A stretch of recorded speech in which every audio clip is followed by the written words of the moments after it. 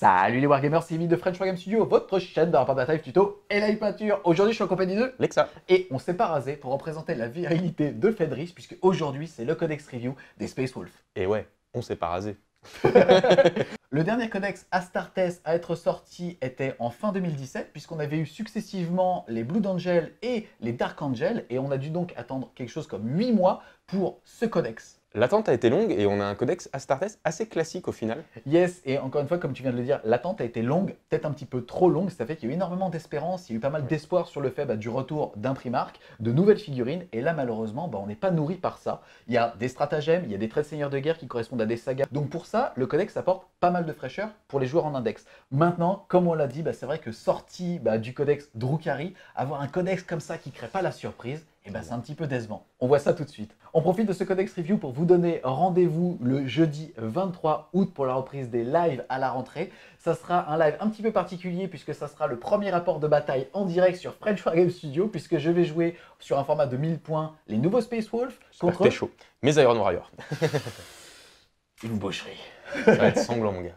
On vous donne donc rendez-vous le jeudi 23 août à 21 h pour le premier live de rapport de bataille sur French Wargame Studio. On se retrouve donc les Wargamers avec Lexa, Team France, qui revient de Croatie donc pour le codex review des Space Wolves. Je commence tout de suite par lire la première phrase. Les Space Wolves sont de féroces guerriers originaires du monde hostile Fenris. Par le bolt, la lame et le croc, ils guerroient au nom de l'humanité depuis 10 000 ans et sont toujours restés loyaux envers l'empereur et leur primarque perdu, Leman russe. Les Space Wolves se rendent au combat, engorgés dans des armures énergétiques presque invulnérables, en abordant fièrement l'héraldique de leur grande compagnie et de leur meute. Les tribus de Fenris les nomment les guerriers du ciel, mais en réalité, les Space Wolves sont les produits de modifications génétiques séculaires et de techniques psycho-endoctriniennes tenaces. Courageux et belliqueux, les Space Wolves purchassent sans cesse ceux qui défient la suprématie de l'Imperium. Comme vous êtes en train de le voir, on est vraiment sur un beau bouquin. Il fait 144 pages. Les amateurs de Space Wolves vont être ravis puisque là, pour le coup, on retrouve au sein de la police des images l'ADN des Space Wolves. C'est peut-être un petit peu justement au niveau des règles qu'on va rester sur notre fin. Pour positionner ce codex au niveau du fluff, c'est un codex Astartes qui voit l'arrivée des Primaris. Ça, ils ont dû le justifier au niveau du fluff. Ils parlent donc justement de l'arrivée de Robot Guilliman, de l'arrivée des Primaris qui vont parfois manquer un petit peu de légitimité puisqu'ils ne vont pas justement avoir à faire le rituel sur la planète de Fenris pour être justement nommés, en tout cas au grade de Space Marine. Le fait est quand même que la dernière page du fluff se termine par le présage. Les runes Priest ont des visions dans diverses zones de guerre de la mer d'étoiles, aussi bien que sur Fenris. Les Osselets prédisent sans cesse le même événement. Le retour de la 13e Grande Compagnie, l'avènement de Magnus le Rouge et l'éveil de Robot Guilliman sont les prémices d'une saga qui se terminera par l'ère du loup, le retour prophétique de Leman russe. Après avoir entamé une dangereuse danse dans les esprits, Njal Stormcaller demande à Logan Grimmar et à Ulrich the Slayer de réveiller Bjorn the Fell-Handed afin que ce guerrier légendaire puisse s'entretenir avec lui. Sa requête est acceptée, mais rien ne transpire des discussions entre le Dreadnought et Njal. Donc malheureusement, encore une fois, pas de retour du Primarque, et on est un petit peu comme des cons avec un point final qui nous apporte rien. Et ça, c'est vraiment dommage. C'est une espèce de gros cliffhanger dans le noir, donc on sait pas.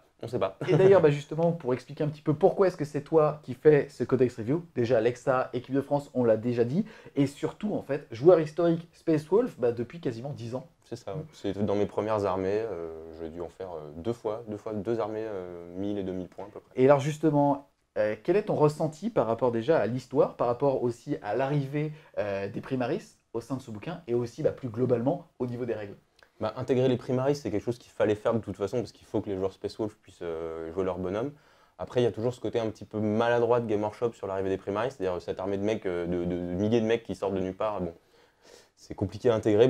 Là, du coup, c'est assez intéressant qu'il y a ce côté un petit peu vieux Space Wolf avec une culture et des traditions qui, du coup, peut-être mettre une espèce d'opposition au sein du codex. Parce qu'il y a une pour vraie le fluff, opposition ça c'est niveau cool. fluff, ouais. Ça c'est plutôt cool. Pour ce qui est des règles, on n'est pas sur une identité Space Wolf ultra forte, même s'il y a des tentatives de leur donner des petites règles spéciales avec les sagas, avec les stratagèmes, avec les pouvoirs psy.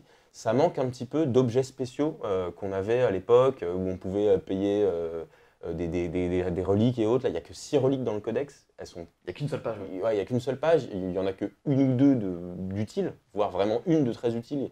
Beaucoup d'armes pas très fortes, et ça, c'est l'éternel problème. Alors là, on en revient plus justement sur l'arsenal des Astartes en ce moment. Ouais, On c'est n'est ça. vraiment pas dans l'ère du Space Marine, malheureusement. C'est marrant, tu as parlé de Primaris. C'est vrai qu'il y a un petit souci de légitimité aussi au niveau des règles en fait, à les jouer.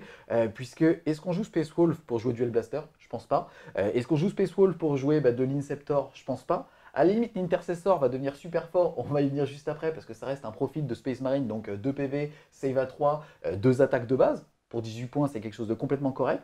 Mais c'est vrai qu'on va avoir justement du mal à retrouver cette animosité au corps à corps, et ça, c'est un petit peu dommage. Exactement, c'est très dilué, c'est très lisse au final.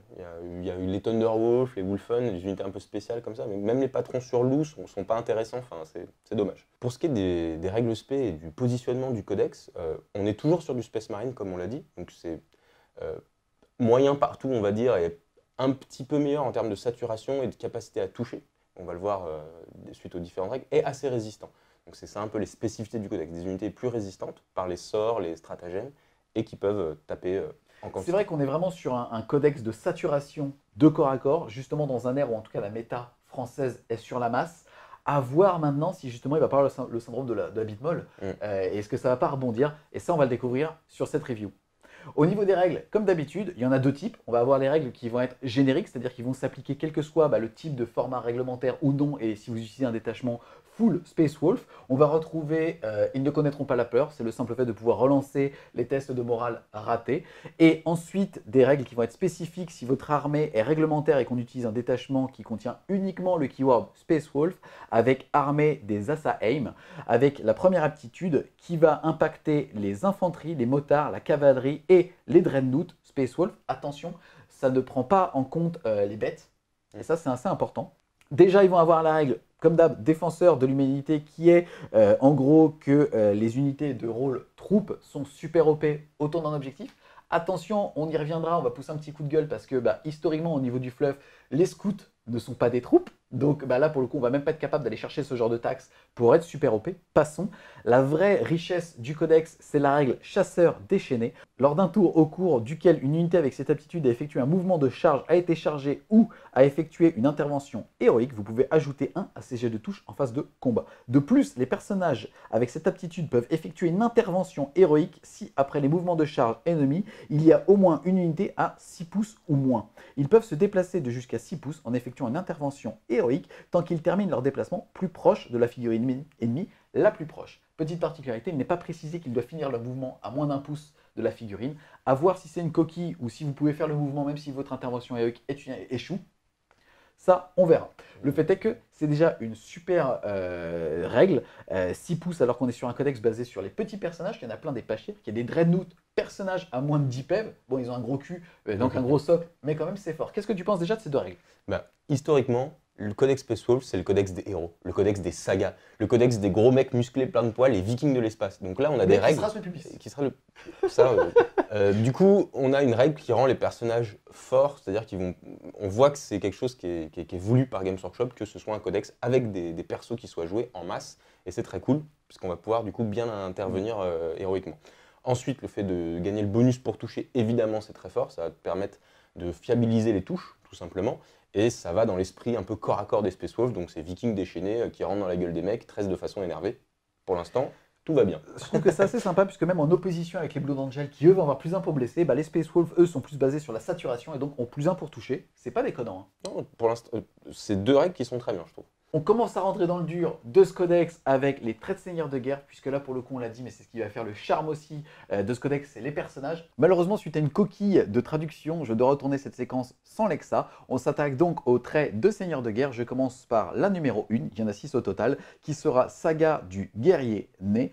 Vous pouvez toujours choisir votre seigneur de guerre pour combattre en premier en phase de combat, même si vous n'avez pas chargé. Si l'ennemi a des unités qui ont chargé ou possédant une aptitude similaire, choisissez une unité à tour de rôle pour combattre en commençant par le joueur dont c'est le tour. Donc théoriquement, si votre seigneur de guerre charge, c'est lui qui va taper en premier. Si jamais c'est l'adversaire qui a chargé, malheureusement, comme on vient de le lire, ça sera au joueur dont c'est le tour de pouvoir taper en premier. Donc au pire, il pourra juste taper en deuxième, donc intercepter, quand même gagner 2 chamallows. c'est bien, mais c'est pas ultime, puisqu'on va le voir par la suite, mais il y a vraiment mieux. Ensuite, on continue avec la saga du tueur de bêtes qui permet d'ajouter 1 au jet de blessure pour les attaques du seigneur de guerre quand il cible un monstre ou un véhicule. Alors celui-là est pas mauvais en soi, puisqu'encore une fois, plus 1 pour blesser sur le seigneur de guerre, c'est correct. Bon, là, même s'il faut cibler soit un monstre, soit un véhicule, encore une fois, on limite un petit peu trop justement les cas dans lesquels ça pourrait être intéressant et on va préférer aller en chercher d'autres. Ça me permet d'enchaîner avec le numéro 3, qui est saga du chasseur. Vous pouvez ajouter 2 à vos jets de sauvegarde quand votre seigneur de guerre bénéficie du couvert au lieu de 1. Donc déjà, on se souvient des synergies dont on a commencé à parler avec Lexa au niveau des sorts notamment, qui vont permettre à un seigneur de guerre, s'il est à couvert, de gagner plus 2 à sa sauvegarde. Mais c'est surtout quand, en addition, votre seigneur de guerre pourra avancer et charger au même tour. Et là, on commence à se dire, encore une fois, qu'on a moyen d'avoir des gros tons assez mobiles, puisque soit faire Thunderwolf avec un mouvement de 10, encore une fois, ils n'ont pas le mot-clé vol et ils ont quand même des gros socs, ou alors tout simplement en réacteur dorsal pour être des petits satellites et pour pouvoir justement bouger de 12, advance théoriquement de moyenne à 4, donc à 16 au total, puis charger derrière, ça quand même permet de faire de bonnes surprises. Le fait est encore une fois que on risque de trop souvent malheureusement attaquer à 2 vitesses, c'est-à-dire avoir son armée, son espèce de chausson, soit basé sur des Thunderwolves qui bougeront de 10, auquel cas le seigneur de guerre ne va pas advance et charge, ou alors si on décide de le mettre dans un chausson de Wolfen, là ça peut être intéressant, puisque en l'occurrence les Wolfen, eux, bougent de 7, peuvent avancer et charger. Voilà, ça dépendra clairement de son seigneur de guerre. Par exemple, si on le prend à réacteur dorsal, lui il bouge déjà 12, donc ça veut dire qu'il met déjà 5 pouces dans la vue des Wolfen. Donc même dans ce cas-là, ça ne sera pas vraiment le meilleur. Ensuite, on passe à la saga de l'ours qui permet d'augmenter le nombre de points de vie de 1 de votre seigneur de guerre. Pas ultime, je dirais même complètement inutile. Ensuite, on va passer au numéro 5, saga de majesté. En gros, les Space Wolves amis à 12 pouces de votre seigneur du guerre sont immunisés au test de morale.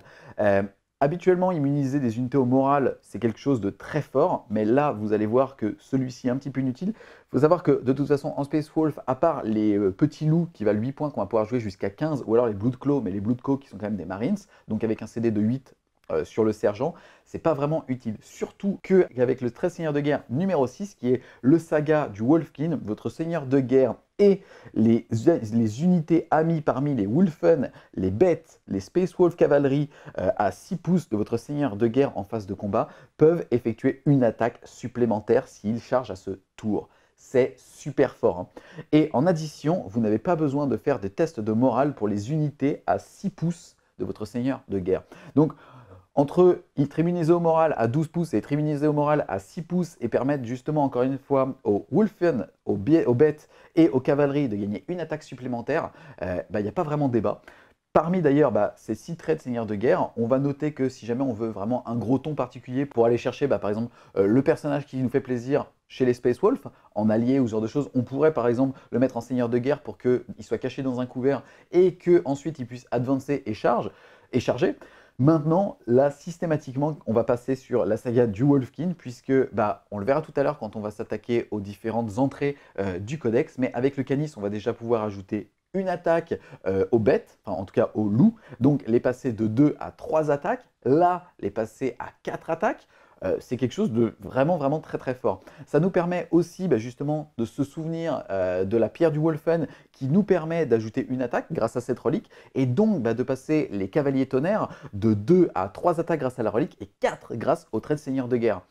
Donc vraiment, ça commence à pas rigoler du tout en termes de saturation, aussi bien on le verra, mais avec les armes de force 4 natifs aux différentes unités, ou même là, ça laisse envisager que même pour 66 points, un cavalier tonnerre équipé d'un marteau rigole pas trop, parce que c'est quand même potentiellement 4 patates, 5 pour le sergent, donc vraiment des traits de seigneur de guerre qui font plaisir. Par rapport aux différents personnages, on va avoir Arjak qui va avoir plus 1 PV si c'est votre seigneur de guerre, Bjorn qui permet justement d'être immunisé au moral à 12 pouces. Là pour le coup on est plutôt en accord avec le fluff. On va quand même noter que le canis, donc encore une fois, celui dont je viens de parler qui permet de donner une attaque aux bêtes et aussi aux montures des Thunderwolf, lui a de base le trait de seigneur de guerre saga du Wolfkin. Donc Vraiment, on va quasi systématiquement, dépendamment justement de comment on va faire sa liste, en l'occurrence, si on veut jouer soit des Cavaliers Tonnerre, soit des Wulfen, soit quand on va quasiment tout jouer, on ira systématiquement vers la saga du Wolfkin. Pour conclure sur les traits de seigneur de guerre, c'est un tableau qui fait relativement plaisir. Encore une fois, on est vraiment dans la continuité de l'idée que le Codex Space Wolf va s'articuler autour de personnages qui vont être à la fois charismatiques au sein de la table et qui vont permettre aussi vraiment de synergiser votre armée et de rendre les Space Wolves menaçants. On continue justement dans le charisme de nos personnages avec les reliques. Coup de gueule. On va arriver sur le premier bémol, et le truc qui est quand même incroyable, on a un codex qui est fait pour avoir des personnages, et il y a deux malheureuses épées qui se battent en duel. En fait, t'es pas loin de la vérité, il y a trois armes, deux trucs, un home et deux choses de buff de zone qui sont vraiment fortes. En plus, dans les dernières versions du fluff, on expliquait que les Wulfen avaient arraché des haches géants du mur pour casser la gueule des mecs et tout. Enfin, ça nous donnait envie d'avoir des grosses putains d'armes. Et là, il y a des cailloux, quoi. Enfin, moi, je voulais une moto, putain.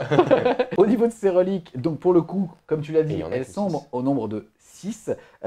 On va pas parler des armes parce que je pense qu'on n'ira pas les chercher. On va parler de 2 reliques. On va parler en premier de l'armure de Russe. Cette figurine a une sauvegarde invulnérable de 4+, 2+, au début de la phase de combat. Choisissez une unité ennemie à 1 pouce ou moins de cette figurine. Cette unité ne peut pas être choisie pour combattre en phase de combat avant que toutes les autres unités capables de combattre ne l'aient fait. Si la cible a une aptitude lui permettant de combattre en premier à la phase de combat, elle combat à la place comme si elle n'avait pas cette aptitude. Si les 2 joueurs ont les mêmes aptitudes, blablabla, en gros, c'est le joueur dont c'est le tour qui pourra commencer. C'est fort.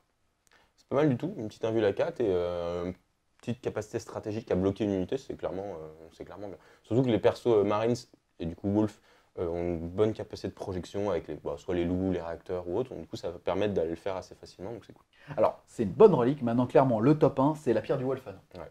The Stone of the Wolfen, comme disent nos amis british. Vous pouvez effectuer une attaque supplémentaire pour les figurines des unités d'infanterie, motards et cavalerie Space Wolf amis à 3 pouces ou moins du porteur lorsqu'elles effectuent leur attaque en phase de combat.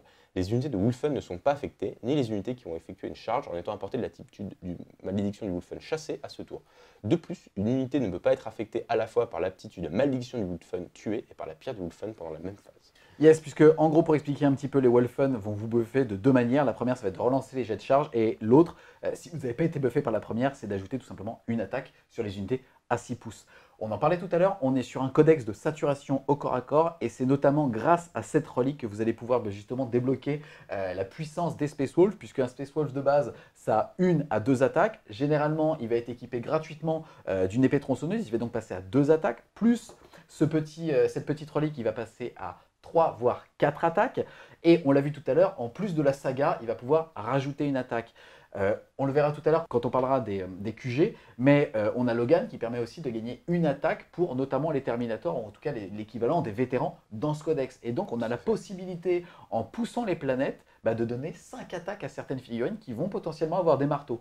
Et pour le coup, finalement, c'est quoi? C'est juste avoir une relique pour gagner une attaque à 3 pouces, c'est super fort.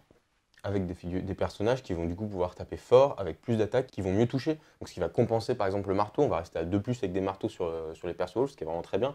Avec beaucoup d'attaques, c'est vraiment dans la saturation, l'avalanche de coups de la masse dans la gueule, quoi. Ouais, carrément.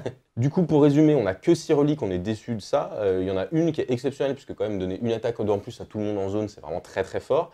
Une qui est intéressante, l'armure du Russe, mais est-ce qu'on paiera un CP supplémentaire pour la jouer? La question se pose, mais peut-être pas en fait. Ouais, clairement. Et les autres qui sont vraiment pas terribles, donc voilà. Pour les reliques, encore une fois, c'est une petite déception, c'est le premier bémol qui va pénaliser un petit peu le charisme que vont avoir certains personnages, même si bon, entre saga et plus une attaque, à 2000 points, on est quand même content de cette relique-là. On continue toujours autour des personnages, cette fois-ci avec les Psykers. On a une discipline qui est super forte et qui est spécifique au Space Wolf, qui est la discipline de Tempestas. On commence donc avec le premier, qui est Éclair Vivant, qui a une valeur charge warp de 6. Il est manifesté, l'unité ennemie visible la plus proche à 18 pouces ou moins du Psyker subit D3 blessures mortelles. Si cela détruit une unité, l'unité ennemie la plus proche et à 18 pouces ou moins de la figurine dernièrement retirée subit D3 blessures mortelles. Et ainsi de suite jusqu'à ce qu'une unité ne soit pas détruite ou qu'il n'y ait plus d'unité à 18 pouces ou moins de la dernière figurine de l'unité détruite. À savoir qu'il existe un petit stratagème qui permet, quand on a 3 psycheurs, de canaliser, on va dire, le psy et de faire des cibles et surmortelles à chaque fois que l'éclair tombe. Donc, c'est quand même quelque chose de très fort. Pour 6 de charge warp, c'est bon. contre une liste d'armées un peu MSU, ça peut vite être le drame. Après, est-ce qu'on arrivera à beaucoup le caler? C'est pas non plus dit. Mais techniquement, ce soir peut table raser une armée, donc c'est marrant. Franchement, on commence quand même avec un T'as sort. quand même la gueule du Psyker Space Wolf qui est en train d'attirer les éclairs et de les balancer sur les mecs, et ça c'est cool. Ah, carrément. Non, non, franchement, on commence quand même par un sort super agressif. Hein. Ça, plus châtiment, ça te fait de charge warp 5, charge warp 6, 2 des 3 mortels, assez facile à caler sur l'unité ennemie la plus proche. Hein. C'est fort quand même. Ensuite, on enchaîne avec le sort numéro 2, colère de la tempête, qui a une valeur charge warp de 6.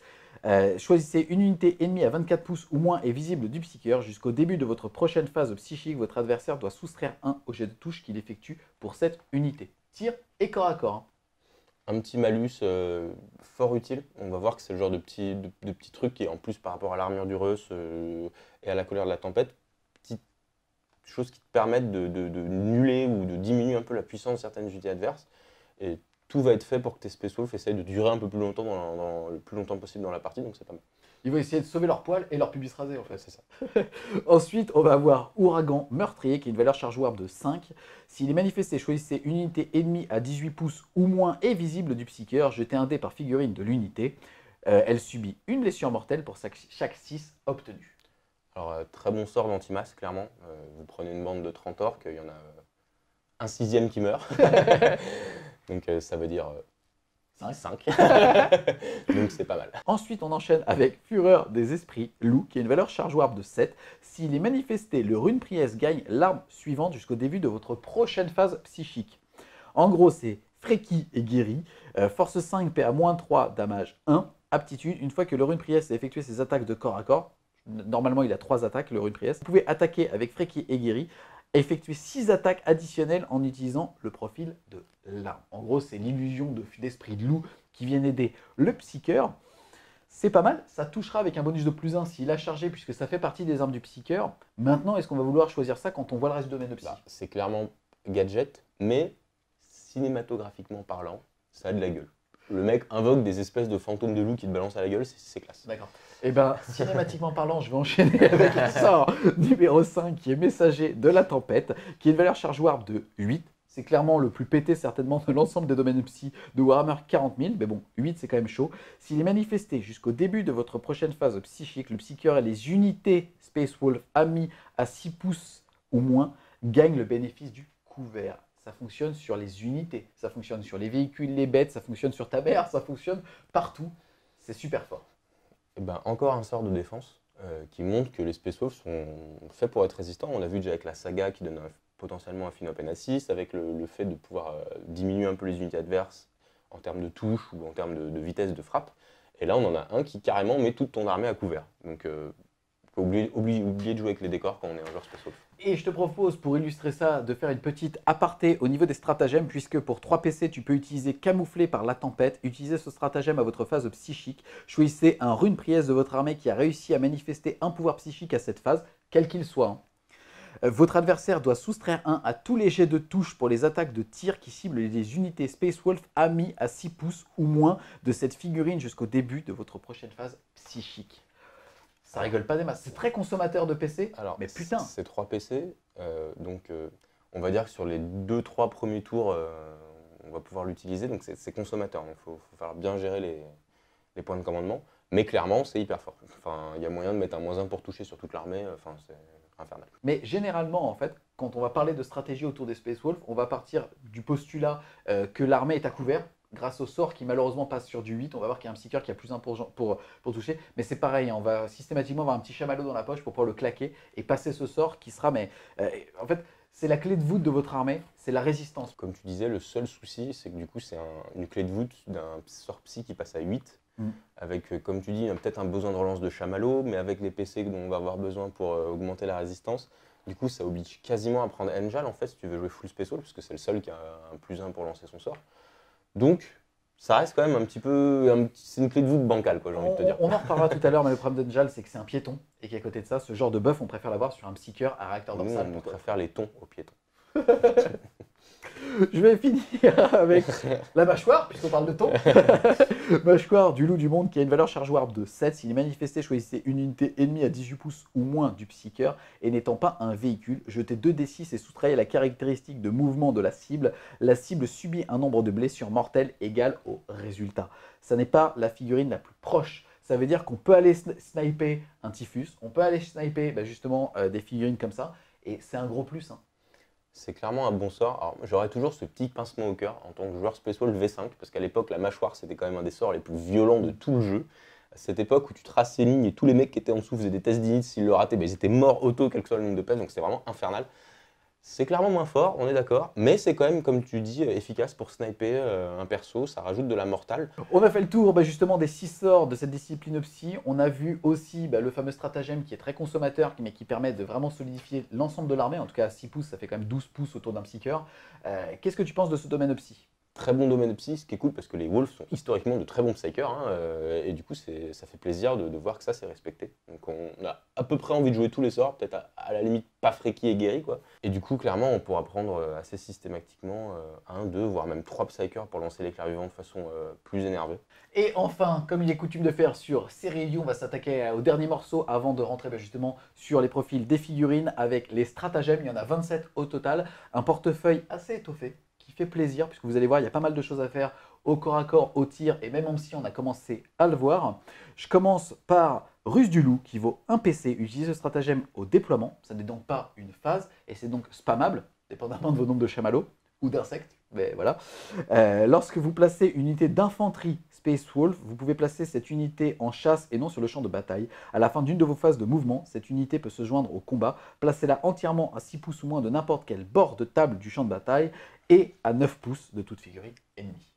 Alors ça c'est clairement très fort, parce que comme on le sait dans Warhammer 40 000, les phases de tir sont violentes, donc là on peut un peu sauver nos mecs.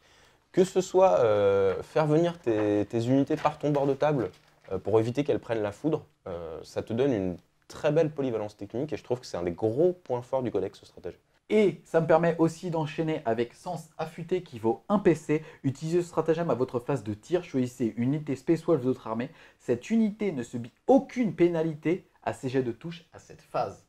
Et ça aussi c'est très fort puisque tu viens de le dire, mais le fait de pouvoir se cacher pour pas être tiré, pour pas se faire tirer dessus, là ça va permettre de mettre par exemple des longs crocs, l'équivalent des Devastators, soit dans un rhino, soit derrière un mur, et tout simplement straffer, claquer ce petit stratagème, tirer normalement, donc ça veut aussi dire tirer quasiment tout sur du 3+, même après s'être déplacé avec des armes lourdes, et même aussi sur des volants qui vont avoir -2 voire -3, par exemple chez les Eldar. Donc ça c'est très très fort et ça va avec ce que tu viens de dire.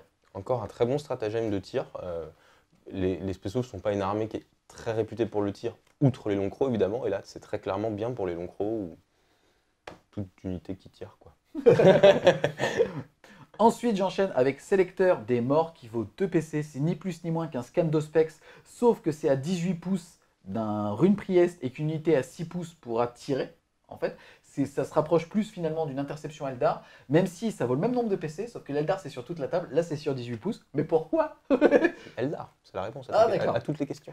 J'enchaîne ensuite avec Rire face à la mort qui vaut 1 PC. Utilisez ce stratagème en phase de combat. Choisissez une unité Space Wolf de votre armée, d'infanterie, motard ou cavalerie, affectée par une aptitude d'une unité ennemie qui modifie son CD, donc son commandement. Vous pouvez relancer les jets de touche ratés pour cette unité Space Wolf à cette phase. Alors, c'est très anecdotique, mais ça va le mettre dans le cul du Hemlock, et ça fait plaisir. Parce qu'on emmerde les Hemlock. Non, c'était juste un stratagème fluff, donc je voulais le montrer. Ensuite, on va avoir Loup Solitaire, qui est pareil, super fluff. Pour un PC, utilisez ce stratagème à la fin de n'importe quelle phase. Si une unité d'infanterie Space Wolf de votre armée, autre qu'un personnage, un serviteur ou un Wilfen, a été réduite à une seule figurine, la caractéristique point de vie de cette figurine est augmentée de 2, et elle gagne 2 PV. Elle gagne le mot-clé personnage et vous pouvez relancer les jets de touche et de blessure de 1 jusqu'à la fin de la partie. En fait, c'est pas mal dans le cas où tu vas avoir une figurine qui va rester dans une unité, tu vas pouvoir la sauvegarder, elle devient personnage, elle est plus ciblable, donc c'est plutôt sympa. Après, ça coûte un PC, donc c'est quand même... On est consommateur de PC dans ce codex, donc du coup c'est peut-être compliqué à mettre en place. Et ensuite, les loups solitaires ont donc disparu du codex en tant qu'entrée. Et moi, ça me fait un petit pincement au cœur. C'était fort et c'était fluff de pouvoir justement customiser son petit loup comme ça, c'était super cool. Moi maintenant j'ai une question. Admettons que tu as une unité de 10 figurines. Ouais. Il y a 9 morts, il reste le sergent, tu claques ton PC, il devient personnage, c'est super classe. Il gagne 2 PV, donc il passe à 3 PV. Mais est-ce qu'il se suicide au test de morale? Ensuite, on enchaîne avec Seule la mort met fin au devoir. On le connaît celui-là, il vaut 2 PC. Utilisez ce stratagème lorsqu'un personnage Space Wolf de votre armée est tué. Avant de le retirer du champ de bataille, il peut immédiatement soit effectuer un tir comme en phase de tir, soit combattre comme en phase de combat. Ce stratagème n'est pas cumulatif avec les bannières de grandes compagnies, blablabla. Celui-là est très très fort sur les Dreadnought qui sont personnages. On pense à Murderfang qui, quand il a chargé, passe à 7 attaques. Le gars va quasiment stat faire entre 12 et 15 PV sur un Ika ou sur un Wave Serpent qu'on encule. Et bah là, si jamais le Wave Serpent te le tue, et ben il va pouvoir retaper. Et c'est super fort. Non, plus sérieusement, seul là, m'a fait un devoir, c'est fort dans quasiment l'ensemble des codex Astartes. Là, on a des Dread personnages. Ils sont éligibles à ça. C'est super fort. Je suis complètement d'accord avec toi, mais en plus de ça, on va avoir quand même une chier de patrons hyper énervés, et bah, ça marche aussi pour eux, donc du coup, c'est cool. Ouais, carrément. Ensuite, pour un PC hardiesse véritable, utilisez ce stratagème à votre phase de tir. Choisissez une unité d'infanterie Space Wolf de votre armée à 1 pouce ou moins d'une unité ennemie. À cette phase, les figurines de cette unité peuvent tirer avec leur bolter, carabine bolter, fusil bolter et fusil bolter automatique, comme s'ils étaient de type pistolet 2, mais ne peuvent pas utiliser d'autres pistolet. C'est quand même super fort de pouvoir en plus de ça saturer avec leur bolter. Clairement, c'est un stratagème qui va te permettre de décliquer par exemple d'une unité qui t'a bloqué au corps à corps avec de l'infanterie en saturant et en retirant les figurines pour par exemple recharger derrière. Ouais, carrément, ça c'est sympa. Ensuite, je continue toujours avec un stratagème à 1 PC qui est l'œil du loup. Utilisez ce stratagème à votre phase de tir lorsqu'une unité de longue fang de votre armée est choisie pour attaquer. Vous pouvez relancer soit les jets de touche ratés, soit les jets de blessure ratés pour cette unité à cette phase. On n'oublie pas le stratagème de tout à l'heure qui, pour un PC, permet à une unité de pouvoir tirer sans aucun malus. Combiné à celui-là, surtout que les longues fangs ont une particularité qui fait qu'ils peuvent relancer les 1 sur une unité sur la table, c'est juste super fort. Ce qui est très fort aussi, c'est que les longues fangs du coup sont assez autonomes en termes de buff. Et contrairement à la plupart des autres armées qui vont jouer très regroupées autour des personnages, eux ils peuvent se permettre d'être un petit peu satellites. Alors ce qui est assez marrant, c'est que ce soit pour les longues fangs qui du coup soient une unité satellite. Alors c'est pas vraiment les mecs qu'on voit mobiles, c'est quand même les plus vieux Space Wolves de l'armée. Mais du coup c'est quand même hyper intéressant tactiquement parlant. Ouais, carrément, ouais. Ensuite, en stratagème, on va en survoler pas mal. On a Tempête Vivante qui, pour un PC, permet, si on a 3 psycheurs, bah, justement d'utiliser D6 sur les éclairs vivants. Ça reste fort, hein, c'est un PC. Il n'y a pas de canisation psychique au niveau justement du portefeuille de stratagème, mais il y a celui-là qui est pas mal pour faire des D6 de blessures mortelles. Ensuite, on va avoir, comme d'habitude, pour 3 PC, hors du chapitre, le fait de pouvoir justement taper une deuxième fois avec une unité. On l'a dit tout à l'heure, on est quand même sur des grosses unités, on va avoir la faculté de faire des grosses Death Star avec 6 loups avec du marteau ou alors avec 10 Wolfen avec des marteaux et ainsi de suite. Le fait de pouvoir les faire taper 2 fois, c'est super bon. Hein. Ensuite, pour un PC, un stratagème fluff, on va avoir Exécuteur de l'Empereur, puisque utilise ce stratagème lorsqu'une unité de Space Wolf de votre armée est choisie pour attaquer en phase de combat. À chaque jet de touche de 4+, pour une figurine de cette unité, pendant cette phase, elle peut, si elle ciblait une unité Thousand Sun, effectuer une attaque bonus contre la même unité et avec la même arme. C'est un mort aux faux empereurs, mais du vrai empereur.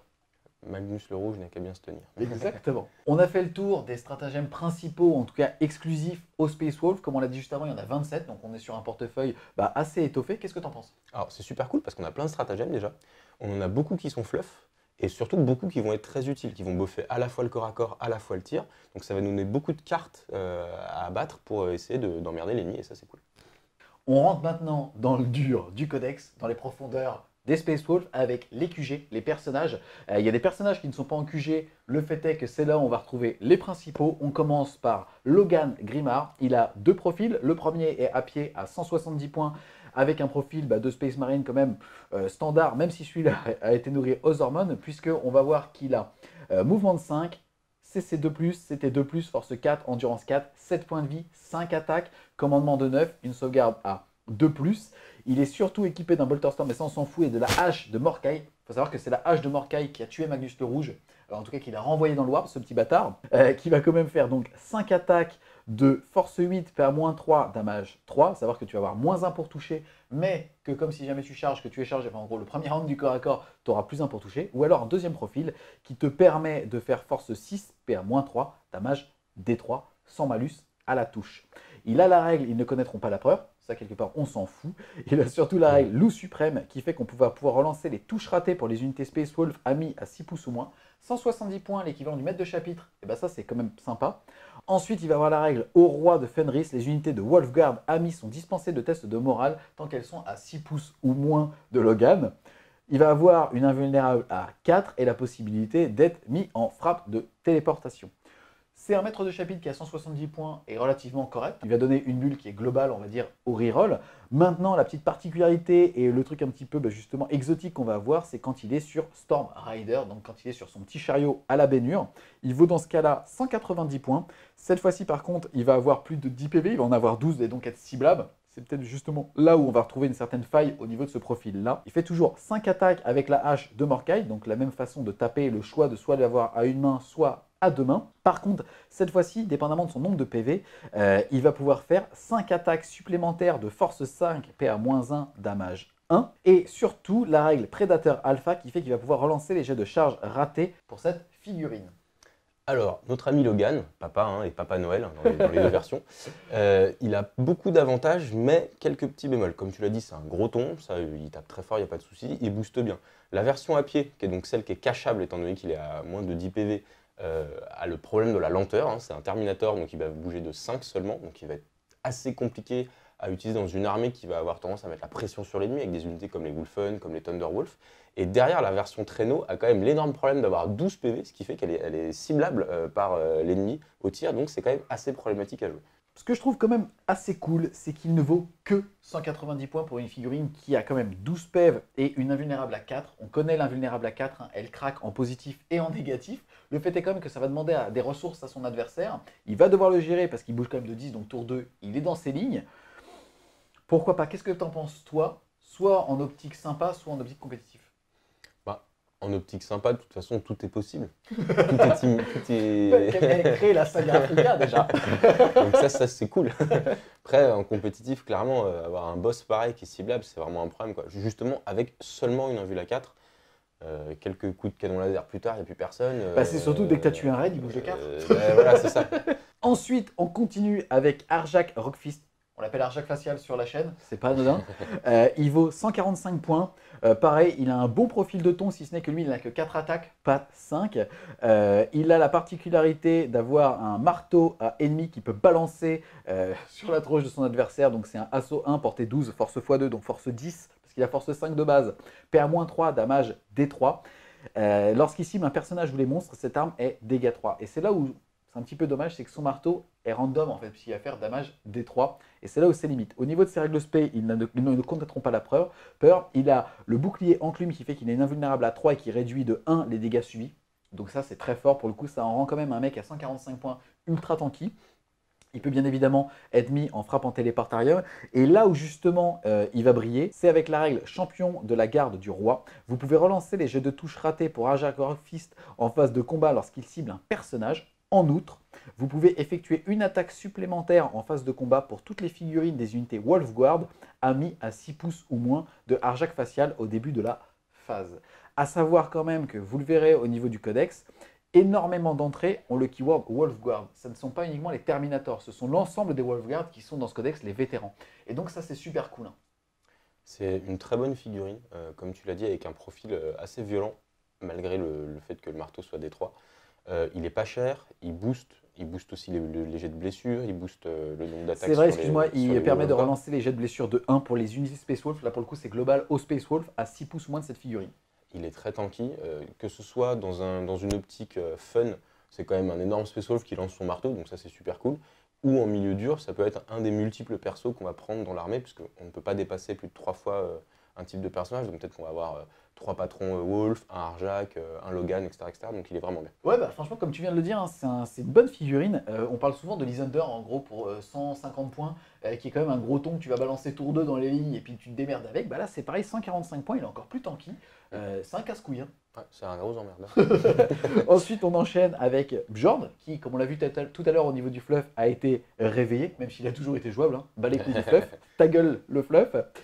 Il a plusieurs profils, puisque pour le coup, il est équipé de griffes intégrées, d'un canon d'assaut et d'un lance-flamme lourd. À savoir qu'on peut justement modifier son arme de tir. Il est à 180 points avec un canon d'assaut, à 183 points avec un canon Hellfrost et à 208 points avec un canon laser. Il a la particularité de bouger de 8 et d'avoir CC2+, CT2+. Donc mine de ses armes de tir sont quasi systématiquement relativement rentables. Il a comme règle vieux tacticien qui fait que si votre armée est réglementaire, vous recevez un point de commandement supplémentaire si elle inclut Bjorn. Donc ça, c'est fort. Il a des fumigènes, mais ça, on s'en bat la couille. Ténacité légendaire, jeter un PV à chaque fois que Bjorn perd un PV sur 5+, ce PV n'est pas perdu. Dernier survivant de la compagnie de Russe, vous pouvez relancer les jets de touche de 1 pour les unités Space Wolf amis à 6 pouces ou moins de Bjorn. Et c'est un personnage à moins de 10 PV. Qu'est-ce que tu penses de cet homme? Ben, moi, je pense qu'il me fait plaisir. Déjà, en termes de fluff, c'est quand même le plus vieux Space Marine Exactement, de la vivant. galaxie, Ouais. vivant. Enfin, vivant.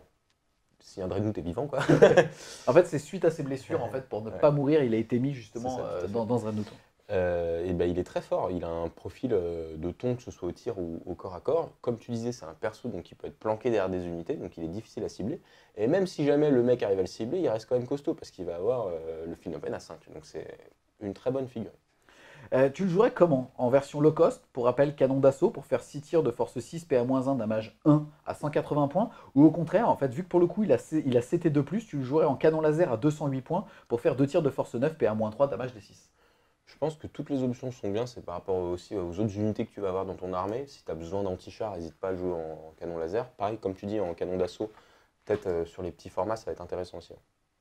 On enchaîne avec Papa Psyker, avec Jal Storm Scholar. Il existe en deux profils. Le profil en armure standard, enfin même s'il est de base en fait en armure runique à 138 points, et la version en armure Terminator à 153 points. La différence, c'est que à pied, en gros, il va avoir un mouvement, il va coûter moins cher, mais il va avoir un mouvement de 6 et pas un mouvement de 5. Il va avoir un PV de moins, et surtout à pied, il va avoir une invulnérable à 5. Ce qui est déjà pas dégueulasse pour un librarian, puisque les librarians n'ont pas d'invulnérable. Et en armure Terminator, une vulnérable à 4+. Au niveau de ses règles spé, il va avoir un bâton de tempête qui fait plus d'enforce, donc 3 attaques de force 6, PA-1, damage D3. Il va avoir Seigneur des tempêtes, puisque vous pouvez ajouter 1 au test psychique effectué par Jal. Et ça, pour le coup, quand on en parlait tout à l'heure avec les sorts qui passent à 8, eh ben, c'est quelque chose de non négociable. Il va avoir ensuite une coiffe psychique qui fait qu'on peut ajouter 1 au jet d'abjuration si jamais le psycheur ennemi est à 12 pouces ou moins. Et il va surtout avoir un bâton des tempêtes qui fait que vous pouvez relancer un test d'abjuration raté à chaque phase psychique adverse. Alors moi je pense que Angel c'est un must-have dans l'armée Space Wolf. Alors comme tu l'as dit déjà c'est un super bon abjureur. Entre la relance, le plus 1, il est vraiment casse-couille. C'est le seul qui a le plus 1 pour jeter les sorts, donc du coup pour notre petite tempête qui passe à 8 c'est quasiment fondamental. Moi je le prendrais plutôt en armure unique, parce que de toute façon il va falloir le protéger, le planquer au milieu du dispositif, donc je pense que l'armure et c'est surtout serment, en fait pour qu'il puisse et suivre ses potes, voilà, le 1 pouce d'écart. il va sûrement passer son temps à courir au milieu des loups pour essayer de les rattraper, quoi. D'ailleurs, on va le renommer, ça sera déjà le totem. C'est ça. Ensuite, on enchaîne avec les runes Priest. Il y en a plusieurs profils, hein. C'est ni plus ni moins que les Librarian Space Wolf. Au niveau justement de leurs tarifs, on va les trouver à 137 points en armure Terminator runique. Systématiquement, dès qu'on a le choix, on va les mettre en runique, soit en thermie, encore une fois, pour avoir une vulnérable à 4, ou alors une armure énergétique runique qui va leur permettre d'avoir une sauvegarde de base à 2. Donc 137 points en Terminator, 103 points en Primaris, 100 points à pied. Nous, la version qu'on recommande, comme dans quasiment l'ensemble des codex Astartes, c'est en armure runique avec un petit jetpack et une hache pour 131 points. Où là, pour le coup, on a un mec qui bouge de 12, qui a vol, qui a un petit électron qui peut quand même faire quelques petites surprises au corps à corps, et surtout qui va te permettre justement de faire son petit totem en bougeant de 12. Donc soit en allant sniper avec un éclair, soit aussi en tentant le sort sur du 8. Hein. Tout à fait, tu as complètement raison. Ça va être de toute façon, comme on l'a dit, une obligation quasiment de jouer des psycheurs dans l'armée pour profiter du domaine psy et du stratagème qui permet de mettre le -1 en bulle. Donc il y en aura très probablement, voire même 2 avec Angel pour tenter par exemple l'éclair sur du D6. Donc Une très bonne entrée encore. Carrément. Ils sont équipables de coiffeurs psychiques qui leur permettent à eux aussi d'ajouter 1 au test d'abjuration effectué par cette figurine sur les psycheurs ennemis à 12 pouces. Ils connaissent 2 pouvoirs de la discipline Space Wolf. En plus de châtiment, ils peuvent en lancer 2 et en dissiper 1. On passe ensuite à Ulrich the Slayer. Il vaut 110 points. Il est de base équipé d'un pistolet à plasma, d'un Crozius Arcanum qui va faire en gros 4 attaques de force 5, PA-1, damage 2. Il a comme règle serment de tueur qui fait que vous pouvez relancer les jets de touche ratés en phase de combat pour les unités Space Wolf amis à 6 pouces ou moins de Ulrich. S'il tue un personnage ou un monstre pour le restant de la bataille, vous pouvez ajouter 1 au jet de blessure pour les unités Space Wolf à 6 pouces. Ça, c'est super fort. Anecdotique parce qu'il faut que ce petit gars ait pété un personnage, ça reste quand même super fort.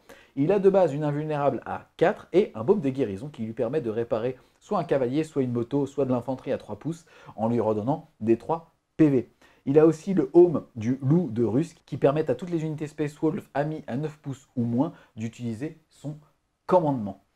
En gros, c'est un profil qui est un Wolf Priest nommé à 110 points et qui en plus de ça a le petit buff si jamais il arrive à tuer un personnage. Qu'est-ce que tu penses de cet homme? C'est un des personnages historiques et iconiques du codex des Space Wolf, qui a eu une figurine récemment refaite et qui est magnifique.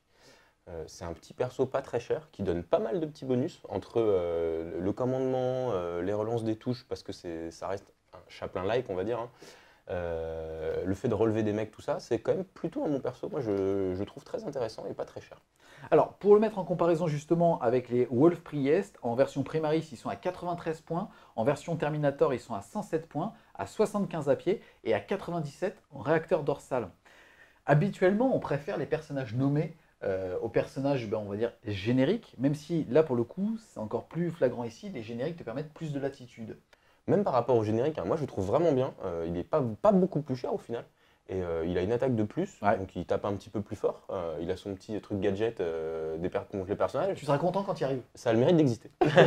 On enchaîne avec un personnage ultra charismatique du codex, c'est Ragnar Blackman. Il existe dans deux configurations. La première, c'est tout seul à 141 points. Il est équipé de croc de givre qui fait, en gros, qui va faire 5 attaques de force 5, PA-4, damage flat 2. Et il a la particularité de pouvoir être accompagné de ses 2 chiens, où là, il va monter à 157 points. Au niveau de ses règles spé, il va avoir une invulnérable à 4, hurlement guerrier. Vous pouvez relancer les jets de charge ratés pour l'unité Space Wolf Ami à 6 pouces ou moins de Ragnar. Avec les Wolfen et avec justement la saga, donc le trait de seigneur de guerre, c'est la seule façon de pouvoir relancer les jets de charge en Space Wolf. Ensuite, il va avoir Jarl de Fenris. Vous pouvez relancer les jets de touche de 1 pour les unités Space Wolf Ami à 6 pouces ou moins de Ragnar. Autant dire que c'est un capitaine Space Marine. Témérité insensée. Si Ragnar Blackman effectue une intervention héroïque, augmentez de D3 sa caractéristique d'attaque jusqu'à la fin du tour. Et enfin, loyaux compagnon, la mort de Zvangir ou de Ulrich est ignorée pour les besoins de morale et considérez les 2 chiens comme ayant le mot-clé personnage au regard des attaques de tir. Qu'est-ce que tu penses de cet homme? Encore une fois, 141 points tout seul, 157 avec des chiens. Je le trouve correct dans le sens où il n'est pas très cher, il s'en sort correctement au corps à corps, donc c'est pas un ton.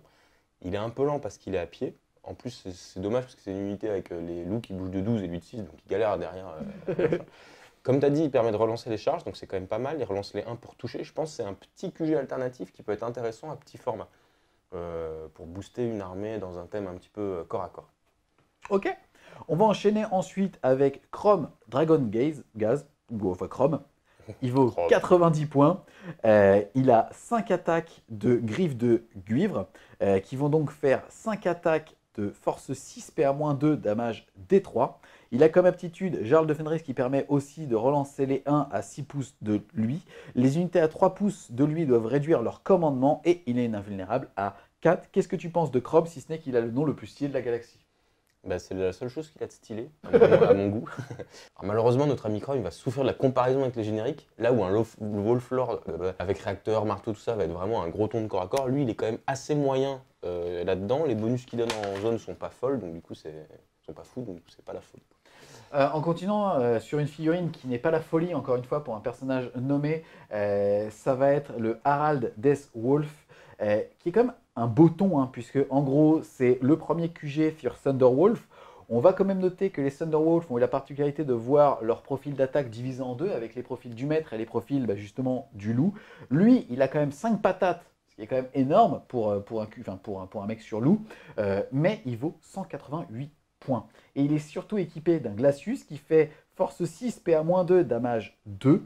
Si jamais une figurine subit une blessure sur un 6 pendant une mortelle, c'est comme les âmes de givre, c'est de la merde. Le fait est que 188 points pour ce profil-là, c'est super cher. A noter quand même qu'il va avoir la règle chasseur expert au déploiement. Vous pouvez placer un Harald de Deathwolf prêt à bondir sur une proie et non sur le champ de bataille. Vous le placez à 12 pouces ou moins d'abord de table et à plus de 9 de toute figurine ennemie. Encore une fois, on est dans l'ère de la Big Fac, donc ça sera à partir du tour 2. Il permet lui aussi de relancer les 1 pour les unités Space Wolf à 6 pouces. Il a un bouclier Storm qui lui donne une sauvegarde invulnérable à 3. Il a la règle Seigneur des loups qui fait que toutes les unités Thunderwolf, Fenrisian Wolf ou Cyberwolf à 6 pouces de lui peuvent utiliser son commandement. Autant dire que ça ne sera intéressant que sur les Cyberwolf ou les Fenrisian Wolf. Et enfin, il a Manteau du Roi de Troll qui fait que ajouter 1 au jet de sauvegarde, sauf son invulnérable, en phase de tir. 188 points, qu'est-ce que tu penses de cet homme? Je suis complètement d'accord avec toi, c'est beaucoup trop cher pour un mec qui a qu'une 3+, en fait, parce qu'il a une 2+ au tir seulement. Il est relativement costaud, bon, heureusement qu'il a ça pour lui, il tape quand même pas super fort, il donne des bonus assez négligeables, bon, sauf si on veut jouer les petits loups.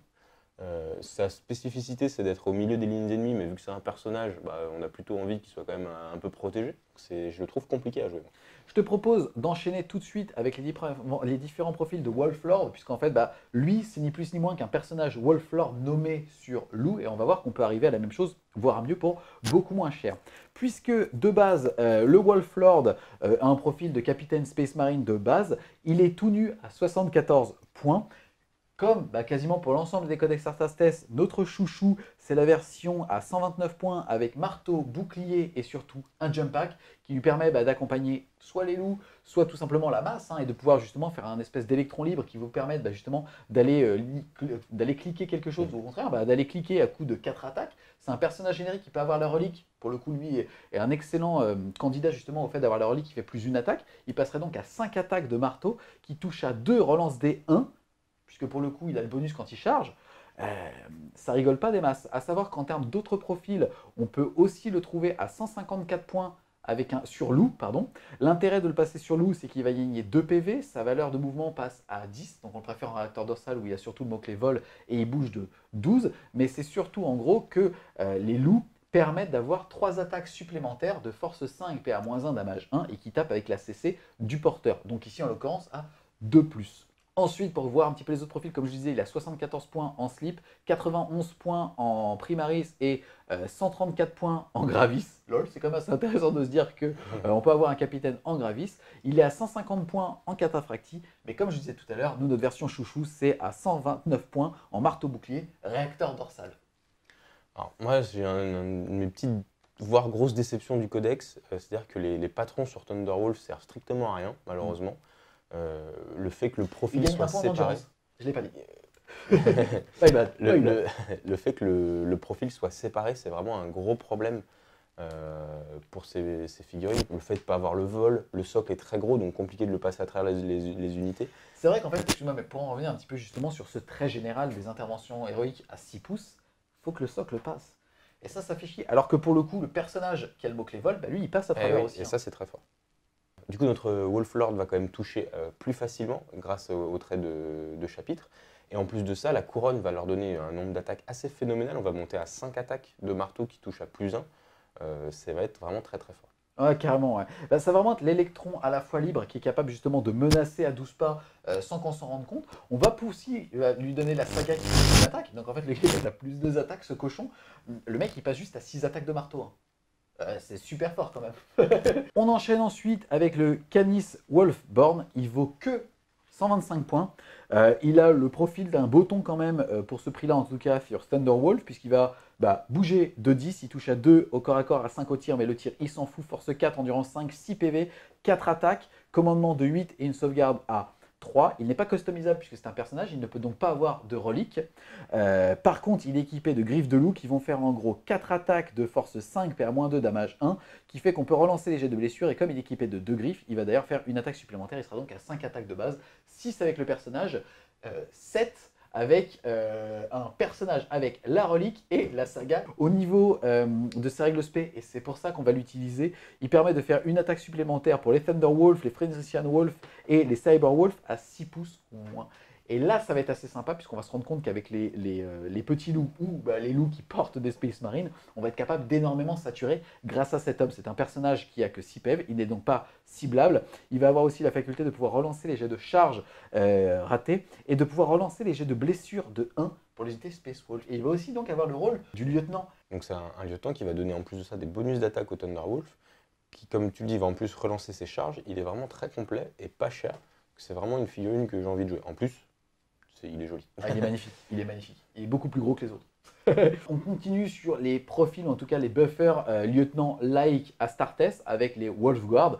On a la version à pied en slip à 60 points, la version à réacteur à 78 points, la version en Primaris avec une hache à 75 points, la version en Terminator à 97 points et la version en Thunderwolf à 104 points.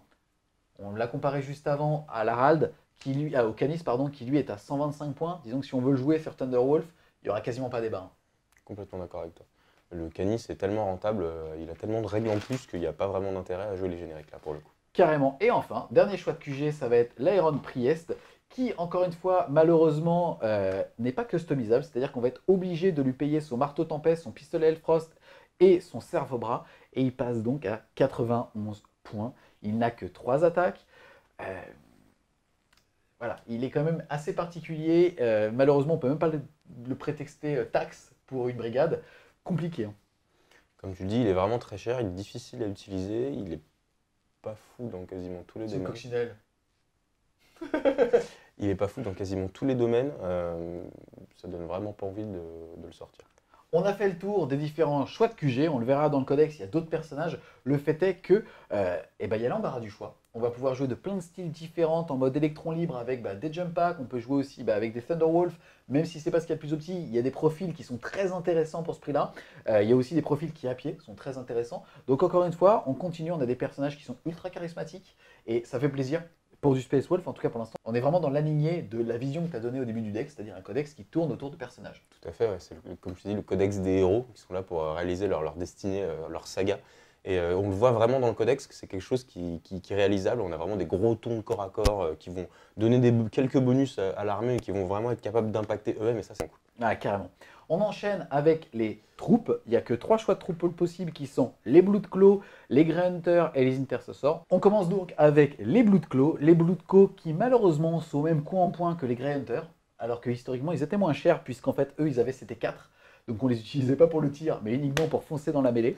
Là, ils vont avoir un profil de Space Marine complètement standard, à savoir mouvement de 6, CC3, comme je viens de le dire, c'était 4+, force 4, endurance 4, 1 point de vie, 1 attaque, commandement de 7, 8 sur le chef et sauvegarde à 3. Le chef, lui, qui est un Wolfguard Pack Leader, a 2 attaques. Dans ces unités, pour quasiment l'ensemble des unités de type Infanterie Space Wolf, on va avoir la règle unité mixte qui fait qu'on peut transformer le Pack Leader en Pack Leader Terminator et donc avoir dans chacune de ces troupes un mec en Terminator avec une 2+, pour pouvoir tanker, avec un équipement complètement customisable. Et donc ça, c'est aussi une vraie richesse, soit au niveau de la puissance de l'armée, soit au niveau du fluff et du style qu'on va vouloir donner. Hein. Puisque comme on l'a vu tout à l'heure, si jamais tout le monde meurt sauf le Terminator, il devient un personnage, il passe à 4 PV, il t'encule. Il meurt au moral. Au niveau, excuse-moi, en tout cas des Bloodclaw, pour parler de leur spécificité, ils sont nativement équipés d'une épée tronçonneuse, d'un pistolet bolter, de grenades frag et de grenades crack. Un Bloodclaw peut remplacer son épée tronçonneuse par une arme spéciale, hein, c'est les armes habituelles de tir. Et si l'unité contient au moins 15 figurines, puisqu'elle va de 5 à 15, un deuxième Bloodclaw pourra faire de même. On peut donc avoir 2 armes spéciales pour 15 Bloodclaw. Voilà, ils ont de base une attaque. Ils ont la règle spéciale Charge Berserk qui fait que lors d'un tour où cette figurine a réussi à charger, toutes les figurines de l'unité peuvent effectuer une attaque supplémentaire. Ils ont donc nativement 2 attaques, plus une avec l'épée tronçonneuse. On a donc des figurines à 13 points qui balancent 3 attaques de base. Tout à fait, cumulé au trait des Wolves, avec le +1 pour toucher, ils vont pouvoir toucher à 2+. Comme on l'a dit avec les reliques et différents autres bonus, ils vont avoir beaucoup d'attaques, monter à 4, peut-être voire même 5 attaques. Donc c'est une bonne unité de saturation. On peut en prendre jusqu'à 15. Ce qui fait qu'un groupe de 15 Bloodclaw qui tombe sur le coin de la figure, ça fait pas plaisir. Et du coup, c'est quand même une bonne unité de troupe je pense, de ce codex. Ils sont jouables à 5, 65 points, ou par 10. Et là, uniquement pour 130 points, on a nativement 31 attaques en charge. A noter quand même qu'ils ont la règle entêtée qui fait que, en gros, s'ils ne sont pas à 6 pouces d'un wall guard pack leader, ils devront charger une unité si c'est possible. Oui, il va vraiment falloir le payer, hein, ce Wolfguard Pack Leader. Parce que clairement, ils peuvent se prendre un peu bêtement des tirs de contre-charge, un peu facilement, ou se faire bloquer par quelque chose. En fait, c'est ça, moi, limite, moi je pensais surtout aux tirs de contre-charge, mais tu m'as prouvé que aussi en mettant tout simplement un rhino à 10 pouces, il est obligé de te charger, et tu le locks tout seul en fait. Ouais, tout à fait. Donc il va falloir faire attention à ça. Clairement. Pour enchaîner justement sur les choix qu'on va pouvoir faire en troupe, pour rappel, donc on a les Bloodclaw qui sont très bons à la saturation, qui ont plus une attaque grâce à la règle charge berserk, qui vont être mis en comparaison avec les Grey Hunter. Les Grey Hunter qui là pour le coup ont un profil de Marines complètement standard avec mouvement de 6, CC3, CT3 et pas 4 comme eux. Et la même chose pour le reste, ils sont nativement équipés d'un bolter, pistolet bolter, grenade frag et grenade crack. Ils sont donc équipés de bolter et donc pas de pistolet bolter comme leurs petits cousins les Bloodclaw. A noter quand même que chaque Grey Hunter peut recevoir une épée tronçonneuse, qu'elle est gratuite et qui permet donc d'effectuer une attaque supplémentaire au corps à corps. Donc faites-le systématiquement, elle est gratuite.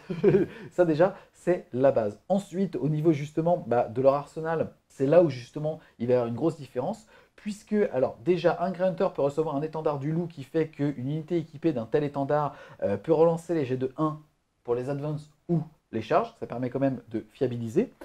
Comme pour l'unité précédente, ils vont pouvoir avoir un mec en armure Terminator, c'est pas tellement là où ça va changer, c'est surtout que par tranche de 5 figurines, un Grey Hunter peut remplacer son bolter par une arme spéciale, donc lance-plasma, fuseur ou ce genre de choses. Et là on est plus sur du standard en fait en termes de Space Marine. Maintenant, est-ce qu'on a envie de standard quand on peut avoir du Bloodclaw qui permet d'énormément saturer en Space Wolf? Ou même de l'intercessor, comme on verra après. Alors là encore une autre déception, le Grey Hunter n'a aucune âme dans le codex, il a des bonus pour le corps à corps alors qu'en fait c'est une unité de tir assez médiocre au final. Il est moins résistant que l'intercessor, il sature moins que le Bloodclaw, donc on ne sait pas trop où le placer et il vaut assez cher au final, 13 points pour ça, c'est quand même pas la folie. Yes, on a quand même proposé une configuration puisque 10 Grey Hunter équipés de 2 lance-plasma plus un combi plasma sur le chef plus l'étendard du loup pour justement pouvoir relancer les jets d'advance et de charge, on est à 181 points. Encore une fois, c'est une unité hybride. On n'aime pas trop en général ce qui est hybride parce qu'ils font tout moyennement. Le fait est que là, au moins, ça a le mérite d'exister dans le codex. T'en as parlé tout à l'heure. On va passer ensuite justement à la première entrée primaris chez les troupes. Ce sont les intercessors. Comme d'hab, on est à 18 points pièce. À noter quand même que l'intercessor pack leader, donc le sergent de l'unité, peut recevoir gratuitement une épée tronçonneuse et donc passer à 4 attaques. Encore une fois, c'est quelque chose qu'on a l'habitude de voir, mais 10 primaris dans un couvert, ça fait 20 points de vie à 2+. C'est quand même compliqué. Là, on a un sort pour pouvoir mettre justement les mecs à couvert dans la pampa. Il y a moyen que ça soit une unité très très forte. Très clairement, si tous les bonus sont passés de défense, on peut avoir des mecs, enfin 10 mecs qui ont 20 PV au total, qui peuvent avoir -1 pour être touchés, avec une 2+ grâce au couvert. Ils sont très costauds. Avec la relique, ils ont 3 attaques par tête au corps à corps. Donc en plus de ça, au corps à corps, avec le bonus de touche, ils vont vraiment bien envoyer. Excuse-moi, on n'oublie pas le stratagème qui permet d'utiliser les bolters comme des pistolets. Tout à fait. Donc ils peuvent aussi se battre vraiment très bien au corps à corps avec leur bolter. C'est vraiment une bonne unité et elle va bien dans le codex. Carrément, ouais. C'est une unité qui est hybride à la fois saturation au corps à corps, puisque comme tu viens de le dire, 3 attaques potentielles là-dessus. Donc mis aussi en comparaison avec les Bloodclaw, c'est vraiment des unités qu'on va mettre côte à côte en fait, justement pour multiplier les menaces avec d'un côté, on va dire la phalange avec 10 intercessors et pourquoi pas des 10 Bloodclaw dans un rhino en fait. Carrément. On enchaîne maintenant avec les choix d'élite. On commence par les Wolf Scouts. Ils sont au même prix que dans les autres codex, à savoir qu'ils sont à 11 points pièce. La particularité, c'est qu'ils ont une règle fluff qui est derrière les lignes ennemies, à savoir que théoriquement, les scouts des Astartes peuvent, au moment du déploiement, se mettre à 9 pouces du camp de l'ennemi. Ici, ils n'ont pas cette règle-là. À la place, au déploiement, vous pouvez placer cette unité derrière les lignes ennemies et non sur le champ de bataille. À la fin d'une de vos phases de mouvement, après le premier tour, l'unité peut se joindre à la bataille, placée-la à 6 pouces ou moins d'un bord du champ de bataille et à plus de 9 pouces de toute figurine ennemie.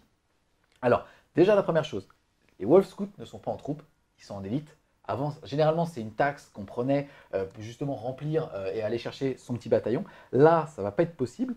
Ils peuvent même pas, un petit peu comme les Blood Angels, mettre la pression. Si on a le tour 1, on bouge de 6, donc on n'est plus qu'à 3 pouces de l'ennemi pour faire une charge si jamais on était sur un déploiement à 24.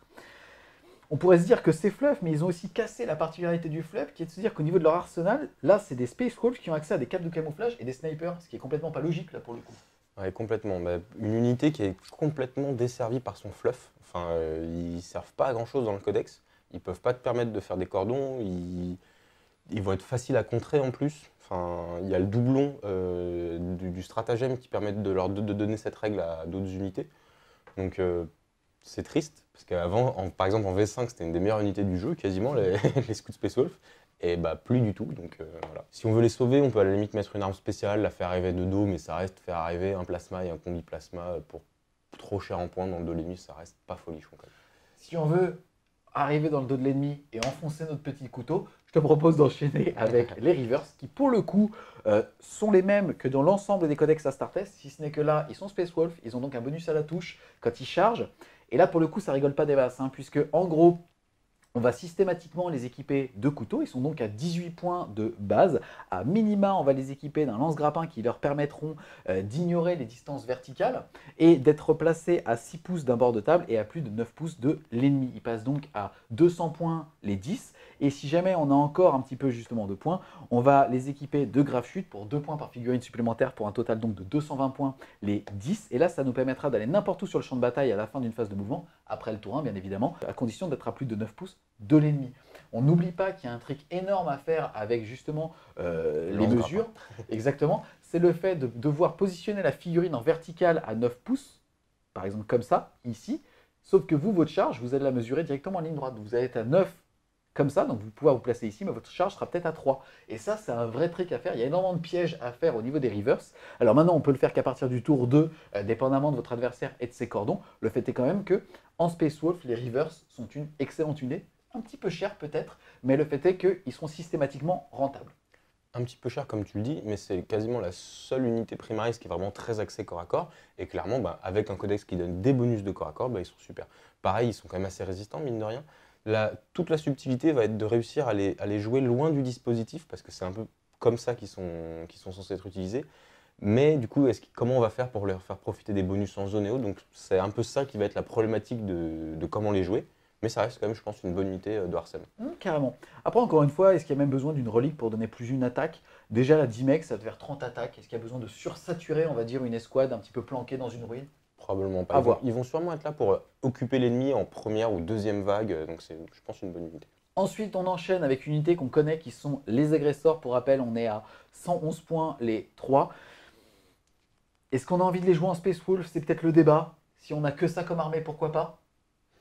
Ça fait une unité primaris de tir qui est quand même plutôt correcte. Pareil, avec leur gantelet et le bonus de corps à corps, ils vont être assez efficaces.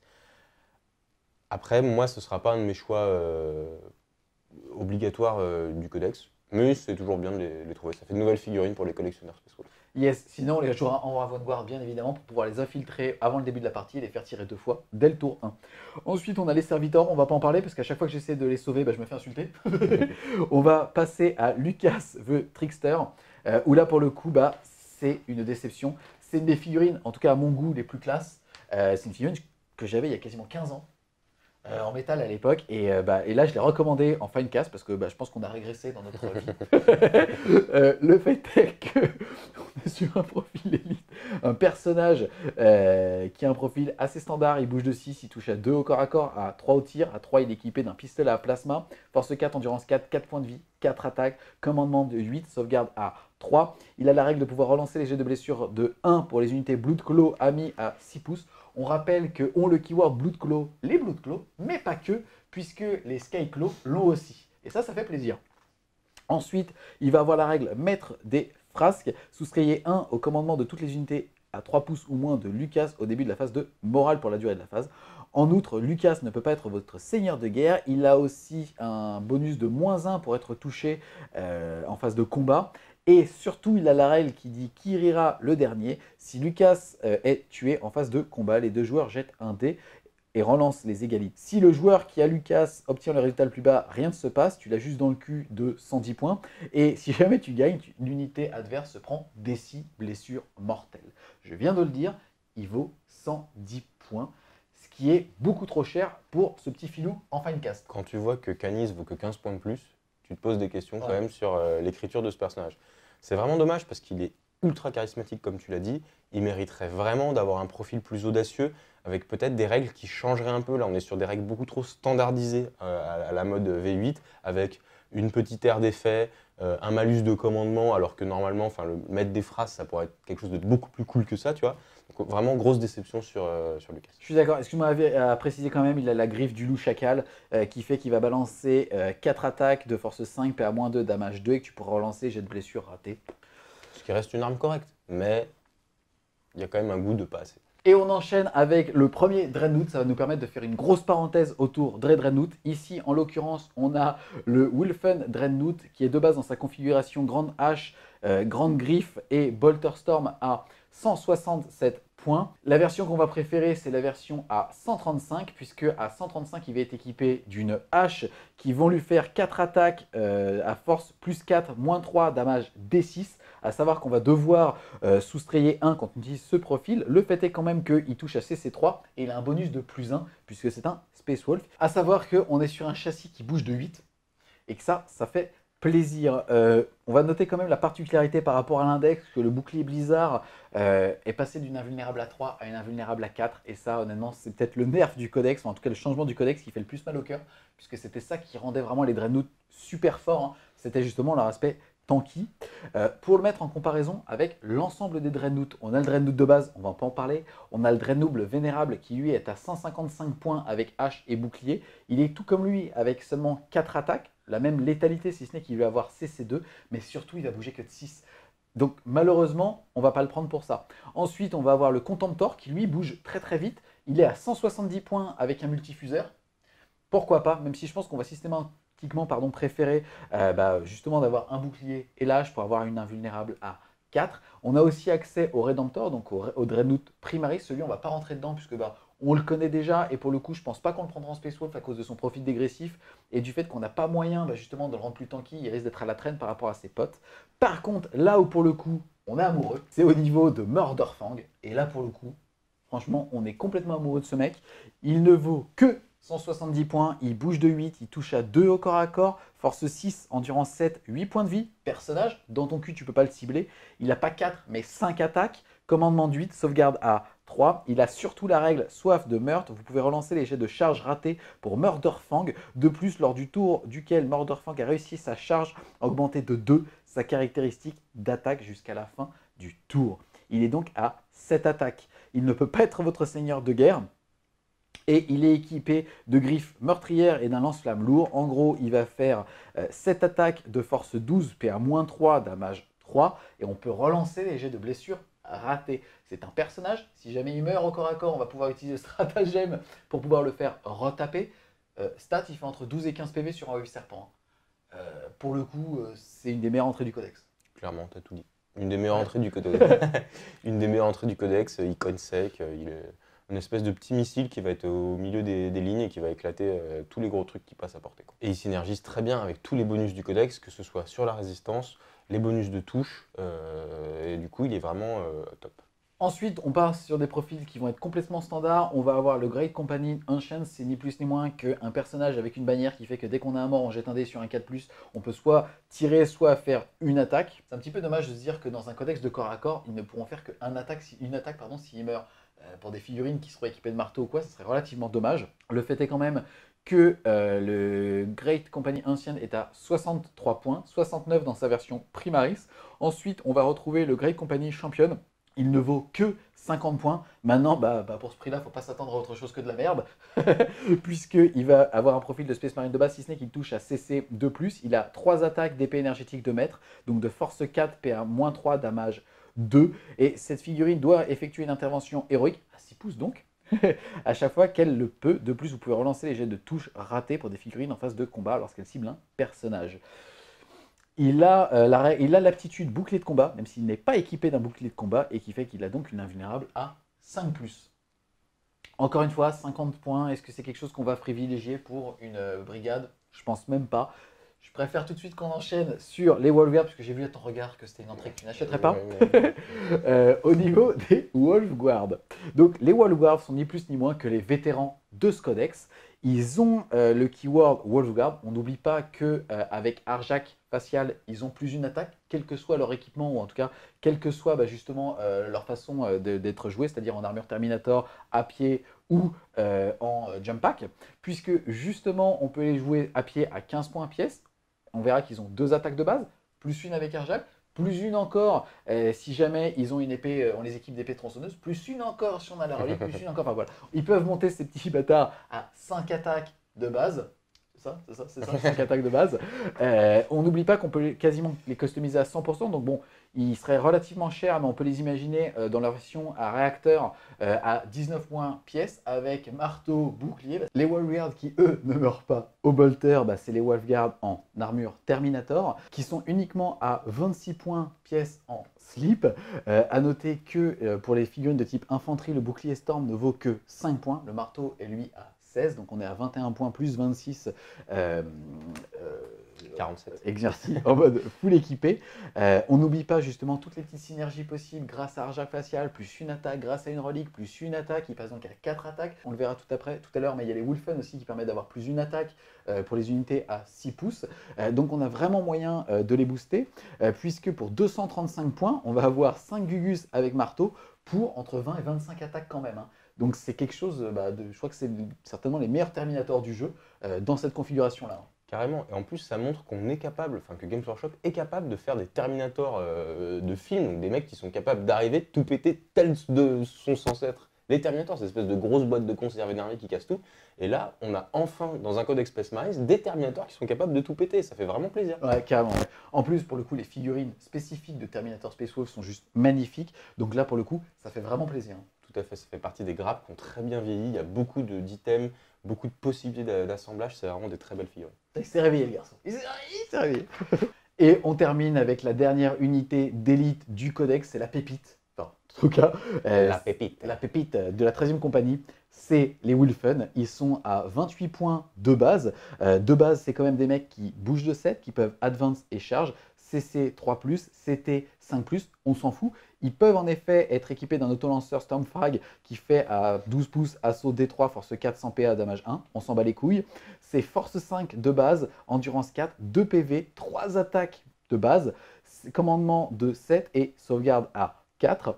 Ils sont, comme je disais, à 28 points avec des griffes, donc nativement force 5, PA-1, damage 1. On peut les équiper de griffes de givre pour 43 points la figurine, pour force 6, PA-2, damage 1. À chaque fois que le porteur combat, il peut effectuer une attaque supplémentaire avec cette arme et on pourra le relancer jet de blessure avec ses griffes. Il est aussi équipable d'une grande hache de givre pour 45 points qui va faire force 8, PA-3, damage D3 et il peut effectuer une attaque supplémentaire lorsqu'il a chargé à ce tour. Et enfin, dernière configuration possible, c'est le marteau Thunder et bouclier Storm. Il passe par contre à 49 points pièce, mais ça sera force 10, PA-3, damage 3. Et on doit soustraire 1 quand on touche avec cette arme, à savoir qu'il touche à 3+, avec le petit bonus, il reste à 3+. Au niveau de la règle spé, comme je le disais juste avant, ils peuvent advance et charger au même tour. Ils ont la règle frénésie de mort qui fait qu'à chaque fois qu'on perd un PV, on jette un 5+, ce PV n'est pas perdu. Et en plus de ça, si jamais une figurine meurt en phase de combat, elle pourra taper juste après sa mort, même si elle a déjà tapé pendant la même phase. Ensuite, ils vont avoir 2 malédictions. La première, c'est la malédiction du Wolfen chasseur. Vous pouvez relancer les jets de charge ratés pour les unités Space Wolf, amis d'infanterie, motard ou cavalerie à 6 pouces ou moins de cette unité au début de la phase de charge. Les Wolfen sont donc éligibles à ce bonus-là, à savoir que la portée de cette aptitude est de 12 pouces pour les unités Bloodclaw. On se rappelle, Bloodclaw est un keyword qui est appliqué au Bloodclaw et aussi au Skyclaw et au Swiftclaw. Ensuite, il va y avoir une deuxième malédiction qui n'est pas cumulative, c'est-à-dire qu'on va devoir choisir entre l'une et l'autre, et c'est même pas choisir, c'est disons que si jamais on fait une charge à portée des Wolfen, on ne pourra pas avoir ce deuxième bonus, puisque malédiction du Wolfen tué, vous pouvez effectuer une attaque supplémentaire pour les figurines des unités Space Wolf, amis d'infanterie, motard et cavalerie à 6 pouces ou moins d'une unité de cette aptitude en phase de combat, à savoir que l'aptitude passe à 12 pouces pour les Bloodclaw, et les Wolfen ne sont pas affectés par cette aptitude, ni des unités qui ont chargé à ce tour en étant à portée de l'aptitude malédiction des Wolfen. Ça veut dire en gros que même si on fait une charge sans relancer les jets, si on est à portée, on est niqué. Tout à fait. La deuxième aptitude va être un peu particulière à utiliser, il va falloir bien gérer les mouvements. Bon, moi, les Wolfen, je vais être honnête avec toi, c'est une de mes unités coup de cœur du codex. De toute façon, ils ont toujours été forts. Ça fait depuis qu'ils sont sortis avec les nouvelles figurines que je les joue en V7. C'est un peu mes petits bébés, c'est des espèces de brutes de clause infernales, ils peuvent arracher à peu près n'importe quoi. C'est une des unités les plus charismatiques du codex et elle est forte, donc ça fait plaisir. Carrément, en termes de configuration, bon, toi, tu es plutôt à jouer en effectif plein, c'est-à-dire de 5 à 10 avec full marteau et bouclier. Bon, par contre, si jamais on décide de les jouer à 10, eh ben, on sera à 490 points les 10. Moi, la configuration que je recommande, en tout cas, si on veut monter en effectif, ça sera à 10 avec 5 marteaux et boucliers et 5 mecs en slip pour 385 points. On n'oublie pas qu'ils ont le keyword infanterie. Ils sont donc éligibles au stratagème qui leur permet de taper 2 fois. Et c'est quand même vraiment pas mal. On va être capable de taper, se faire tuer quelqu'un, et donc certaines figurines, et donc taper une fois qu'on est mort, un peu chelou, voilà. Et après, avec les effectifs restants pour 3 PC, de retaper. Ouais, complètement. Euh, le seul petit souci, on va dire, vraiment assez faible de cette unité, c'est que les marteaux et les boucliers ne sont pas dissociables. Donc tu peux pas avoir des mecs qui tankent et des mecs qui tapent, tu as des mecs qui tankent-tapent et d'autres mecs. Donc voilà, c'est le seul petit bémol, mais ils sont tellement cool qu'on leur pardonne. Yes. Pour en revenir un petit peu justement à ta configuration versus ma configuration, c'est vrai que le problème, c'est que moi, je rajoute des PV tampons, mais c'est des PV tampons qui ont une sauvegarde à 4. C'est ça. Et donc, bah, ça risque de mourir au bolter. Même si tu as quand même le fill open qui n'est pas négligeable, parce que sur 5+, tu ignores les PV perdus. Ça, c'est quand même vraiment, vraiment un gros plus. Donc ça reste quand même pas mal. Dans un couvert, ils ont une 3+. À voir, à voir. On passe maintenant aux attaques rapides et on commence avec les Swift Claw qui, comme je le disais juste avant, ont le keyword Blood Claw. Ils sont donc éligibles au même buff, que ce soit pour les Wilfen quand on a vu que la bulle passe de 6 à 12, ou aussi on avait le petit gars qui coûtait trop cher tout à l'heure qui permettait d'avoir certains bonus sur les Blood Claw. C'est ni plus ni moins que des Blood Claw, sauf que ils ont un réacteur dorsal. Ils bougent donc de 12, ils ont exactement le même équipement et ils sont à 15 points pièces. C'est exactement les mêmes profils sinon que les Bloodco comme dit précédemment. Ils ont aussi la règle charge berserk qui font qu'ils pourront avoir une attaque supplémentaire s'ils réussissent leur charge et néanmoins ils devront tenter une charge à cause de la règle entêtée si jamais il n'y a pas un wall guard ami à 6 pouces au début de la phase. Qu'est-ce que tu peux nous dire sur eux? Est-ce que tu les jouerais? Alors, je pense que je les jouerai. Bien sûr, il faudra voir un petit peu dans la liste d'armées qu'est-ce qu'on met. C'est une bonne unité de saturation, comme tu l'as dit. Ils vont évidemment, vu que c'est une unité de corps à corps, elle va profiter de tous les buffs dont on a déjà parlé depuis le début de la vidéo. Ils sont vraiment efficaces, rapides, contrairement au Blood Claw. Ça peut être une taxe d'attaque rapide pour une brigade, par exemple, ou un schéma d'attaque rapide. Donc c'est vraiment une bonne unité. Derrière, pour rappeler un petit peu l'historique des Space Wolves, contrairement aux autres Space Marines, chez qui les scouts sont les recrues, après les Devastators sont les Marines les plus jeunes, et ainsi de suite, ensuite ils spécialisent, chez les Space Wolves, ça va se passer différemment. Les Devastators et les scouts sont des vétérans de l'armée, et les jeunes sont dans les compagnies d'assaut les plus rapides, donc en moto, en réacteur et en troupe. Donc c'est pour ça qu'on va les avoir en attaque rapide ici.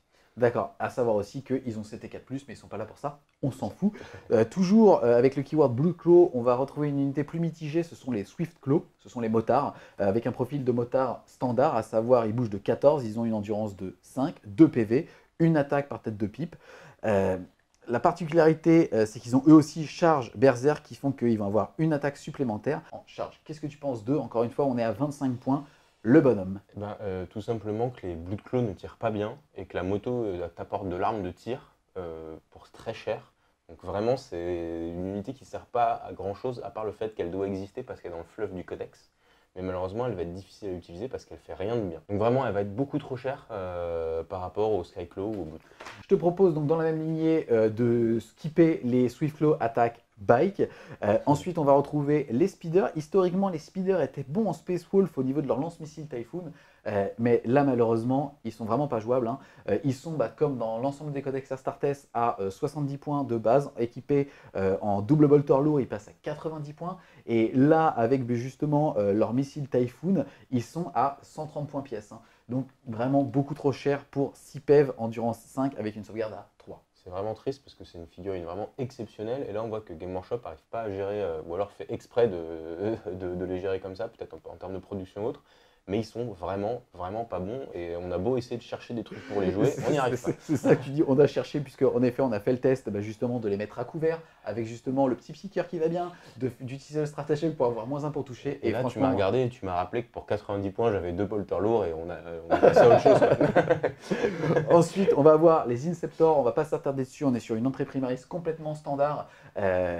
C'est parfaitement jouable au sein de ce codex. Ça sera peut-être meilleur dans d'autres codex pour avoir -1 pour être touché, par exemple si on a plus de 12 de l'ennemi chez de la Ravenguard ou ce genre de choses. Je te propose donc de directement passer sur la Thunderwolf Cavalerie, unité phare, en tout cas emblématique de ce codex. On en parlait tout à l'heure, c'est l'unité principale qui souffre justement de la dissociation entre le nombre d'attaques du cavalier et de la monture, puisque le problème c'est qu'on est à 40 points, puisqu'en fait dans l'index ils étaient à 45, au niveau du chapter approve ils étaient passés à 40 points, là ils sont toujours à 40 points. Ils ont l'avantage d'avoir mouvement de 10, force 4, endurance 5, 3 PV, que 2 attaques. 40 points pour 2 attaques, c'est cher. À savoir que Kratos, ils peuvent avoir une épée tronçonneuse et donc passer à 3 attaques pour le porteur, enfin pour le cavalier, pardon. Mais ils passent tout de suite à 66 points quand on veut les équiper d'un marteau et d'un bouclier storm. Et pour 2 attaques, c'est cher. Même si on pousse les planètes pour justement les monter au maximum à 4 attaques, ça reste compliqué. Alors, pour moi, la dissociation, comme tu disais, des attaques fait qu'on ne peut plus leur mettre de grosses armes lourdes comme à l'époque où ils avaient une quantité phénoménale d'attaques de marteau. Ça va être maintenant l'apanage des Wolfen, très clairement, d'avoir les attaques anti-grosses unités. Là, les Thunderwolf, la seule chose qu'on va pouvoir faire avec eux, c'est vraiment les monter en unité de saturation et de résistance.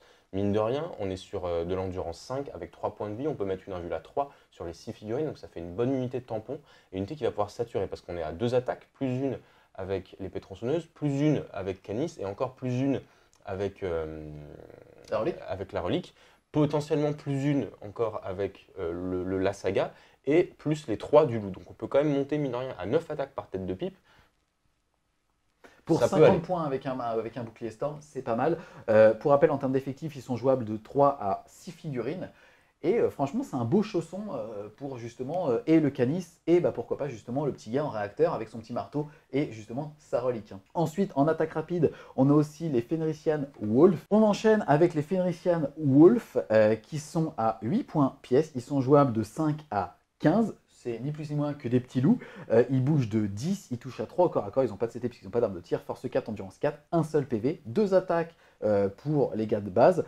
Commandement uniquement de 4. Et sauvegarde à 6. Ils sont, comme on l'a dit tout à l'heure, éligibles au plus une attaque du Canis. Le problème, c'est que ça mord au bolter. Qu'est-ce que tu peux nous dire sur cette unité? Alors, je pense que c'est une bonne unité de saturation. Elle vaut pas très cher en points. Il y a une bonne taille de socle, donc elle peut faire des cordons assez sympas. Ils ont du bon mouvement. Je pense que c'est une bonne unité repoussoir. On va pas se mentir, elle n'est pas du tout résistante, malheureusement, cette unité. Mais par contre, elle sature quand même sacrément. Et elle peut aller chercher les autres petites unités comme les scouts ou autres et bien leur casser la figure en termes de saturation, c'est pas mal. Yes. Pour pallier un petit peu à la faiblesse de leur commandement de 4, à savoir qu'une unité peut inclure un Saberwolf pour 15 points, ou lui pour le coup une sauvegarde à 4 et un commandement de 6. Au niveau excuse-moi de leur létalité, ils sont force utilisateur, donc force 4, PA-1, damage 1, et qui peuvent relancer les jets de charge de l'unité. C'est quelque chose de pas mal pour le coup. Ça reste une très bonne unité, comme on dit, en taxe d'attaque rapide par exemple, dans un schéma brigade, puis ça reste charismatique, c'est des jolies figurines. Donc, carrément. Il faut les jouer. La seule faille, c'est qu'ils ont le mot-clé bête et donc ils ne sont donc pas éligibles au stratagème pour les garder en réserve. Ensuite, on va parler tout de suite des Saber Wolf, en fait, qui sont l'équivalent en étant un petit peu plus blindés. Ils sont jouables de 1 à 5, ils sont à 15 points pièce. Ils ont la particularité par rapport au précédent d'avoir 2 attaques et un commandement de 6 et une sauvegarde de 4+, toujours en pouvant relancer les jets de sauvegarde. Ils ont aussi 2 points de vie. Ils ont aussi 2 points de vie. Qu'est-ce que tu peux me dire sur eux? Je pense que c'est une très bonne unité. On peut les jouer par 1 en taxe pour prendre des objectifs et alimenter un schéma brigade par exemple. Donc ça c'est vraiment cool. Même en unité de 5, ça reste des gars qui vont avoir 10 points de vie à couvert avec une 3+, donc c'est quand même plutôt une unité correcte. Et ils tapent pas mal, donc c'est sympa. Yes. Une surprise dans ce codex, c'est les Wolf Scout Bikers cette fois-ci. Il faut savoir que les Scouts Bikers dans l'ensemble des codex Astartes sont relativement bons parce qu'ils saturent énormément. On est à 6 tirs à 12 pouces de force 4, de bolter, donc ça c'est excellent. Et en plus de ça, ici, ils vont avoir la même règle que les scouts, à savoir derrière les lignes ennemies, qui fait qu'au déploiement, on peut décider de les garder en réserve et qu'ils arriveront à la fin d'une phase de mouvement, donc à partir du tour 2 à cause de la Big Fac, à 6 pouces d'un bord de table et à 9 pouces de l'ennemi. Donc déjà à portée courte, pour pouvoir justement sursaturer la gueule de l'adversaire. C'est contrable, si le mec justement se met un petit peu plus loin du bord de table, le fait est quand même que là, on peut assurer l'efficacité de cette unité. Complètement, comme tu l'as très justement dit. En plus de ça, dans un schéma de déploiement ou de gestion d'armée un petit peu standard, où on va avoir une enclume, parce que c'est un petit peu ce qui marche bien aujourd'hui en V8, autour des personnages, et des rangs de cordons pour repousser les unités ennemies, c'est typiquement le genre d'unité qui va être très efficace pour annihiler un cordon, donc elle va pouvoir arriver très vite au contact et bien se positionner sur la table. À savoir qu'on peut les jouer de 3 à 9 et qu'ils sont à 33 points pièce. On passe maintenant au soutien, ça va aller relativement vite, puisque même s'il y a beaucoup d'entrées, on va retrouver le Land Raider Redeemer, le Land Raider Crusader, le Land Raider de base, le Vindicator, le Predator, le Wild One, le Stalker, le Hunter, donc l'ensemble des châssis Astartes qu'on connaît. Parmi tout cela, on se souvient justement que le Land Raider est un excellent chausson justement pour 10 à 16 figurines de taille standard. On a le Predator aussi qui est toujours bon à prendre quand il vous reste un peu moins de 200 points dans une liste. Là, on va surtout s'attaquer au Long Fang puisque c'est l'équivalent des Devastators, que là, ils ont la particularité d'être 5 dans l'unité, de pouvoir avoir une 6e figurine et que l'ensemble de ces 6 figurines, modulo le lieu sergent, donc 5 figurines, peuvent avoir une arme spé. Qu'ils ont la règle spéciale discipline de tir au début de chacune de vos phases de tir. Choisissez une unité ennemie sur le champ de bataille. Vous pouvez relancer les jets de touche de 1 pour les figurines de cette unité qui cible l'unité ennemie choisie à cette phase. Ils ont aussi la règle unité mix qui fait qu'on peut ajouter un Wolfguard Terminator dans ce pack et donc leur donner une sauvegarde à 2+, qu'on peut équiper ce Terminator avec un lance-missile Cyclone sur les épaules et un Stormbolter dans la main gauche et un bouclier Storm dans la main droite. Bon, il coûte quand même 83 points, ça nous fait quand même une escouade de Long Fang avec 5 armes spé plus le sergent et plus un Terminator avec son lance-missile Cyclone pour 286 points, mais ça fait quand même 7 tirs d'armes spé. On se souvient du stratagème dont on a vu, des stratagèmes qu'on a vu tout à l'heure qui nous permet de bouger, de tirer sans malus, donc se déplacer avec des armes lourdes pour sortir de sa cachette par exemple, et aussi du stratagème qui nous permet soit de relancer les jets de touche, ça ne sera pas utile ici puisqu'on relance déjà les 1, et surtout les jets de blessure, donc pour 2 PC au total. Tout à fait.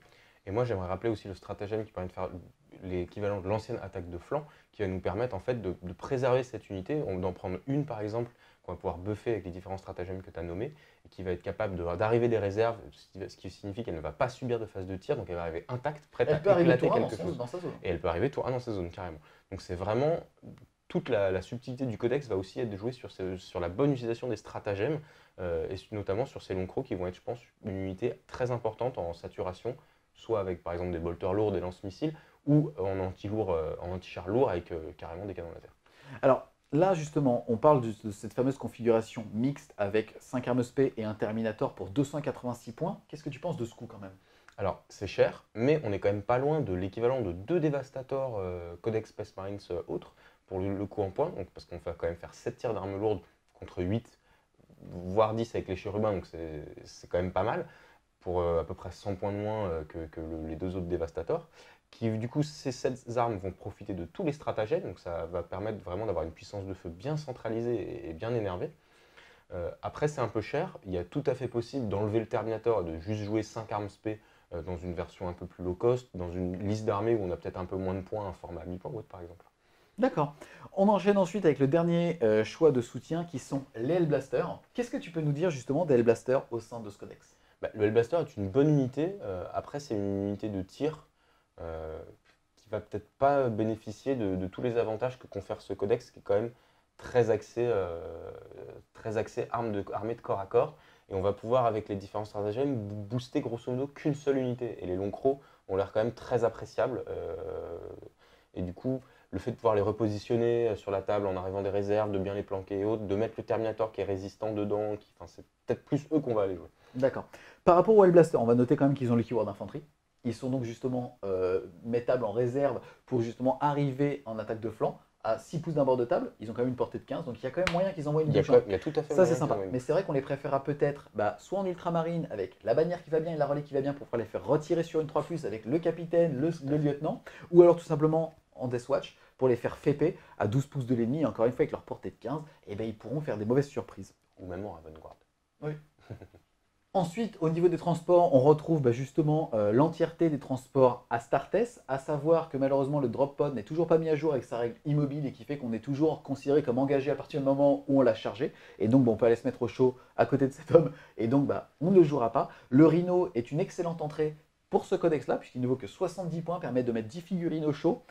On ne peut malheureusement pas mettre de Wolfen, de Terminator et de Primaris, on peut mettre que des petites figurines. Le fait est que pour 10 Bloodclaw, ça reste quand même super. Pour 70 points, on a un petit bunker, on a une unité qui permet de prendre les tirs de contre-charge à notre place, d'aller aussi loquer certaines unités.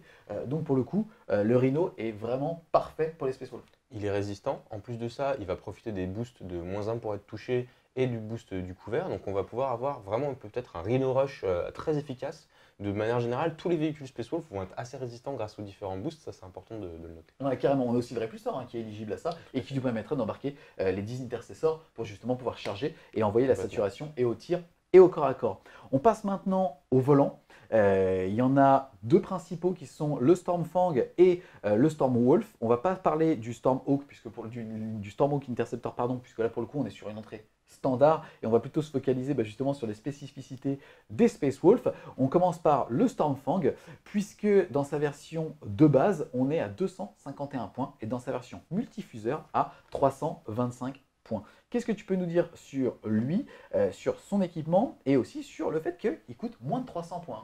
Alors, c'est un avion, comme tu l'as dit, qui est peu cher. Alors, il est très résistant avec 14 PV, l'armure à 3+, et l'endurance de 7. Comme on l'a dit précédemment, il peut regagner un -1 supplémentaire, donc il peut quand même monter à -2 pour être touché, donc ce qui est quand même vraiment très fort. On peut mettre quelques figurines dedans, malheureusement que 6, c'est pas énorme, mais il a quand même une puissance de feu qui est pas négligeable, avec 12 tirs de bolter lourd, le canon Hellfrost Destructor et les lance-missiles, donc on va avoir à peu près 5 tirs anti-char à haute potentiel de destruction. Donc c'est vraiment une bonne entrée et je pense qu'il faudra en jouer dans une Space Wolf un petit peu énervée, on va dire. Ouais, carrément, puisqu'en fait, encore une fois, on rappelle aussi qu'il a l'esprit de la machine, il n'a donc pas de malus quand il se déplace avec ses armes de tir. Alors franchement, ça fait plaisir alors que les Stormhaven ont déserté les tables parce qu'ils sont montés à plus de 330 points. Là, le fait est de les avoir à 275 points. Comme tu l'as dit, on va peut-être les voir. Et au contraire, ça, plus pourquoi pas Logan sur son traîneau ou ce genre de choses, on va multiplier les cibles anti-char pour l'adversaire. Et il va devoir faire des choix. Qui dit choix dit tension. Qui dit tension dit anévrisme. Et qui dit rupture d'anévrisme pour votre adversaire dit victoire. Tout à fait, c'est un bon moyen de gagner des parties. Et enfin, dernière entrée de ce codex, qui n'est pas des moindres, c'est le deuxième volant, c'est le Stormwolf, qui lui, dans sa configuration de base, est à 279 points. Il a la particularité, par rapport à son homologue, d'avoir un canon Hellfrost jumelé, donc de tirer un petit peu moins fort, mais d'avoir 16 places d'infanterie dans sa soute, à savoir qu'il peut embarquer des Terminators, des Wolfen, des directeurs dorsaux qui occupent 2 places. Malheureusement, il ne peut pas embarquer de Primaris, mais ça, c'est la doléance globale de la Startess. Tout à fait, tu as complètement raison. Un très bon transport, parce que de base, il va être -1 pour être touché. Comme on l'a dit, il peut du coup, pareil que l'autre, monter à -2, avoir une armure à 2+, et avoir une cargaison de mecs énervés à amener au corps à corps. Pareil, même une fois qu'il est passé au sol, il peut aller bloquer quelque chose parce qu'il a le fly, c'est un volant, il est vraiment très efficace, je pense. On a donc fait le tour de ce Codex Space Wolf qui présente pas mal de déceptions sur la première lecture, mais après quelques tests, après quelques listes de faits, on se rend compte que le Codex a une âme, et ça fait plaisir. Ça fait plaisir en fait finalement de se dire que les Space Wolf sont jouables. Je pense que les possesseurs de l'index commencer un petit peu à s'essouffler, et ce Codex apporte la fraîcheur nécessaire pour justement jouer cette armée-là, sans être ridicule. Alors, moi je pense qu'il faut le prendre comme un codex de transition. On avait énormément d'attentes fluff par rapport au retour de Loman Russ, et c'est vrai qu'on a été habitué à une avalanche de sorties avec les retours des Primark et une volonté affichée de Games Workshop de remonter vraiment son histoire et de la faire évoluer. Et là, c'est clairement pas le cas malheureusement dans le codex. Malgré tout, en termes de jeu, il y a beaucoup de petites subtilités, de petits bonus et de choses qu'on va pouvoir faire avec ce codex. Et ça, c'est vraiment génial parce que du coup, on va avoir, contrairement à l'index, un peu plus d'âme et de subtilité tactique. Le codex est quand même bien axé sur le corps à corps, ça fait plaisir. Et les unités historiques sont pour la plupart, même si on va peut-être être un peu déçu par exemple les chasseurs ou autres, mais tout ce qui est Wolfen, Thunderwolf, personnage spécial est utilisable et ça fait vraiment plaisir. Alors, pour en revenir aussi sur un terme qu'on utilisait beaucoup dans les anciennes versions, c'était les Wolfstars. le à fait fait. d'avoir des Death Star au sein du codex, soit basé sur les personnages qui pouvaient joindre une unité, soit aussi sur les gros packs, tu l'as dit tout à l'heure, de Wolfen, de Thunderwolf. Est-ce que toi, tu sens encore la possibilité de faire ce genre de choses avec ce codex-là? C'est clairement un des codex qui peut le faire, tout simplement parce qu'il a la résistance qui lui permet de le faire, avec beaucoup d'invulnérables à 3 sur des unités avec beaucoup de points de vie. Donc ça, c'est une première chose importante. Le Finopen des Wolfen, les sorts de boost avec le sort de couvert, le -1 pour être touché du stratagème et autres. Malgré tout, il va quand même falloir faire attention parce qu'on se base quand même pas mal sur un sort qui va passer à 8. C'est pour ça qu'Angel va, à mon sens, être vraiment très important dans le codex si on veut monter ce genre d'armée de Death Star. Actuellement, dans les lectures qu'on a du codex, c'est un peu ce qu'on a envie de faire, mais parce que c'est l'essence du codex. On a envie de voir cette armée avec une grosse masse de mecs énervés, costauds qui va rentrer dans l'ennemi et des petites unités qui vont nettoyer autour, comme les longs crocs, comme les intercesseurs et autres. Donc ça donne vraiment une âme à la construction de la liste d'armées. Même si le fluff, encore une fois, nous déçoit un petit peu. Pas mieux, Alex.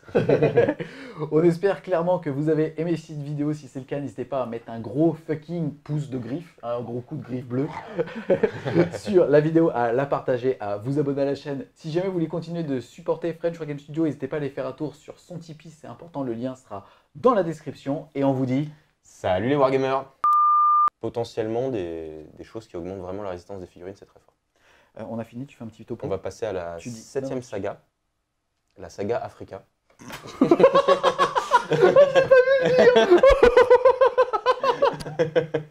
sais, putain, il y avait qui bug. Je t'ai vu bugger. Hein. Ah, il m'a niqué quoi. Ah là là, putain, t'es belle celle-là. Et d'ailleurs, petit clip. Saga. Faut que tu nous fasses des petites intraveineuses de Red Bull. Ouais, Genre avec des non, pieds, parce que quoi. tu réponds un peu vous là. Tu trouves? Ouais. Bah en fait, non, c'est que je suis très speed, je pense. C'est possible. T'aurais pas dû boire du Red Bull. Saga Africa, mec. Je suis à fond là. Je suis à fond. T'entends pas les tam-tams? Il y a des tam-tams là. Ah, je fais. Est-ce que tu veux que j'enchaîne maintenant avec l'ensemble des graines doute? Ouais, vas-y. Yes. T'es prêt? Oh, tu veux que je te montre un truc trop cool?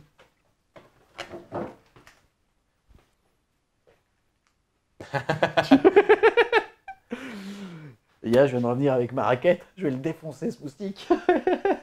T'appuies ici. Comment ça? Il va aussi avoir le profil fauchage qui fait qu'on va pouvoir faire 8 attaques de force 6 PA-3 damage 1. Et sur...